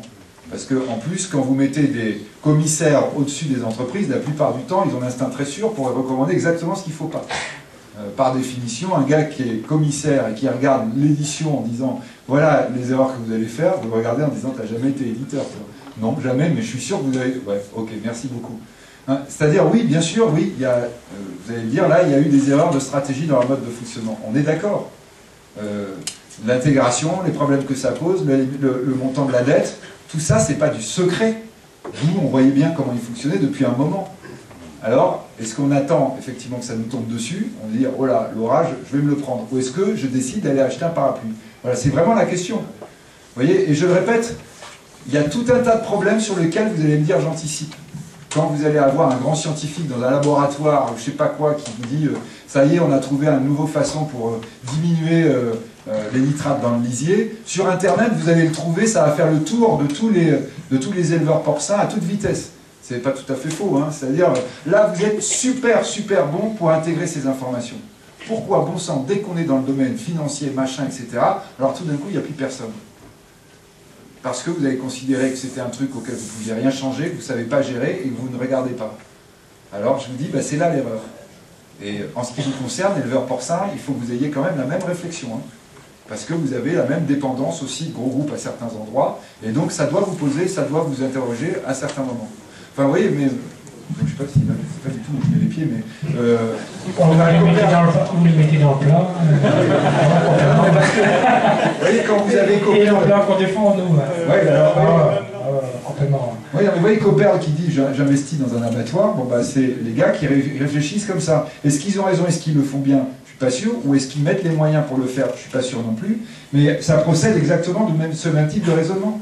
On n'est jamais obligé de faire une connerie, ça c'est un grand principe que j'explique toujours à mes étudiants, et on n'est jamais attaché par rien. Quand on dit je suis lié, je peux rien faire, c'est qu'en général on ne veut rien faire. Il y a toujours un moyen, s'il y a un truc qui ne va pas, de pouvoir le contrer. Et quand on dit tout seul j'y arrive pas, vous rentrez dans une salle, vous voyez 200 gus qui sont encore à 10 heures en train d'écouter, mais vous dites tiens, là en fait on est quand même nombreux, donc on peut faire quelque chose. Donc je crois vraiment, vous voyez que les contraintes, et je le répète, je vous dis vraiment en ayant regardé, en ayant vu de près des problèmes du monde agricole, et en vous disant, vous voyez, quand on est français, quand je vois les politiques françaises sur la PAC, etc., enfin, on est vraiment dans une vision qui est une vision dans laquelle, très clairement, on oublie assez souvent les choses importantes. Et quand elles vous tombent dessus, en général, c'est que, malheureusement, elles ont tourné vinaigre. Les choses importantes, elles peuvent devenir positives si on les gère. Si on ne les gère pas, c'est presque sûr que ça va mal tourner. Et vous voyez, donc, par rapport à ce que je disais tout à l'heure sur l'espoir agricole, c'est, je pense quand même aussi cet élément-là qui sera fondamental. Alors vraiment, je n'avais pas prévu du tout de parler ça, hein, mais on va dire c'est les circonstances qui nous y obligent, mais je pense que, enfin, je vous dis, en plus, c'est des trucs que j'ai vus concrètement, hein, sur le terrain, et sur lequel... Enfin, j'ai été dans plein de structures agricoles, j'ai été dans le vin, dans les grands vins, dans les petits vins, j'ai été dans l'élevage, etc. J'ai vu vraiment des situations différentes au niveau où on les a parfois, par exemple, au niveau du ministère de l'Agriculture. Hein, et en disant d'ailleurs, là aussi, on se plante totalement parce qu'on oublie de regarder ce qui est important. Ok, merci. Une autre question? Encore ça va quand on parle de l'euro, mais quand on commence à parler du business réel, là c'est pas drôle, quoi. Il est déjà 22h, monsieur de Sertine, vous avez dit qu'il était 22h. Non, le temps passe. Et puis ici, les paysans, ils aiment bien caler l'estomac avant de rentrer à la maison. Donc, moi, je proposerais que, bon, on va aller tout à l'heure descendre, prendre le pot, et puis qu'ils aillent vers vous, discuter, etc. C'est possible qu'après avoir bu un coup, on vient plus facilement. On n'exagère jamais, hein. Vous savez, nous dès on tient à la marée, je ne sais pas trop comment il faut dire. Mais... À l'Assemblée Générale, il dit on boit après, pas avant. Vous voyez. Oui, de l'eau, oui, non, mais l'eau, c'est pas ça qui fait parler. Hein. Ouais, je suis bordelais, moi, alors. Bon, je crois qu'on peut tous l'applaudir pour son intervention.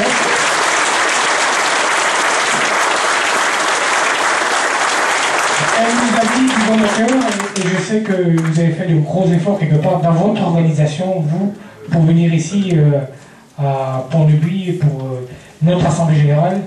Et franchement, c'est un grand merci et un grand honneur.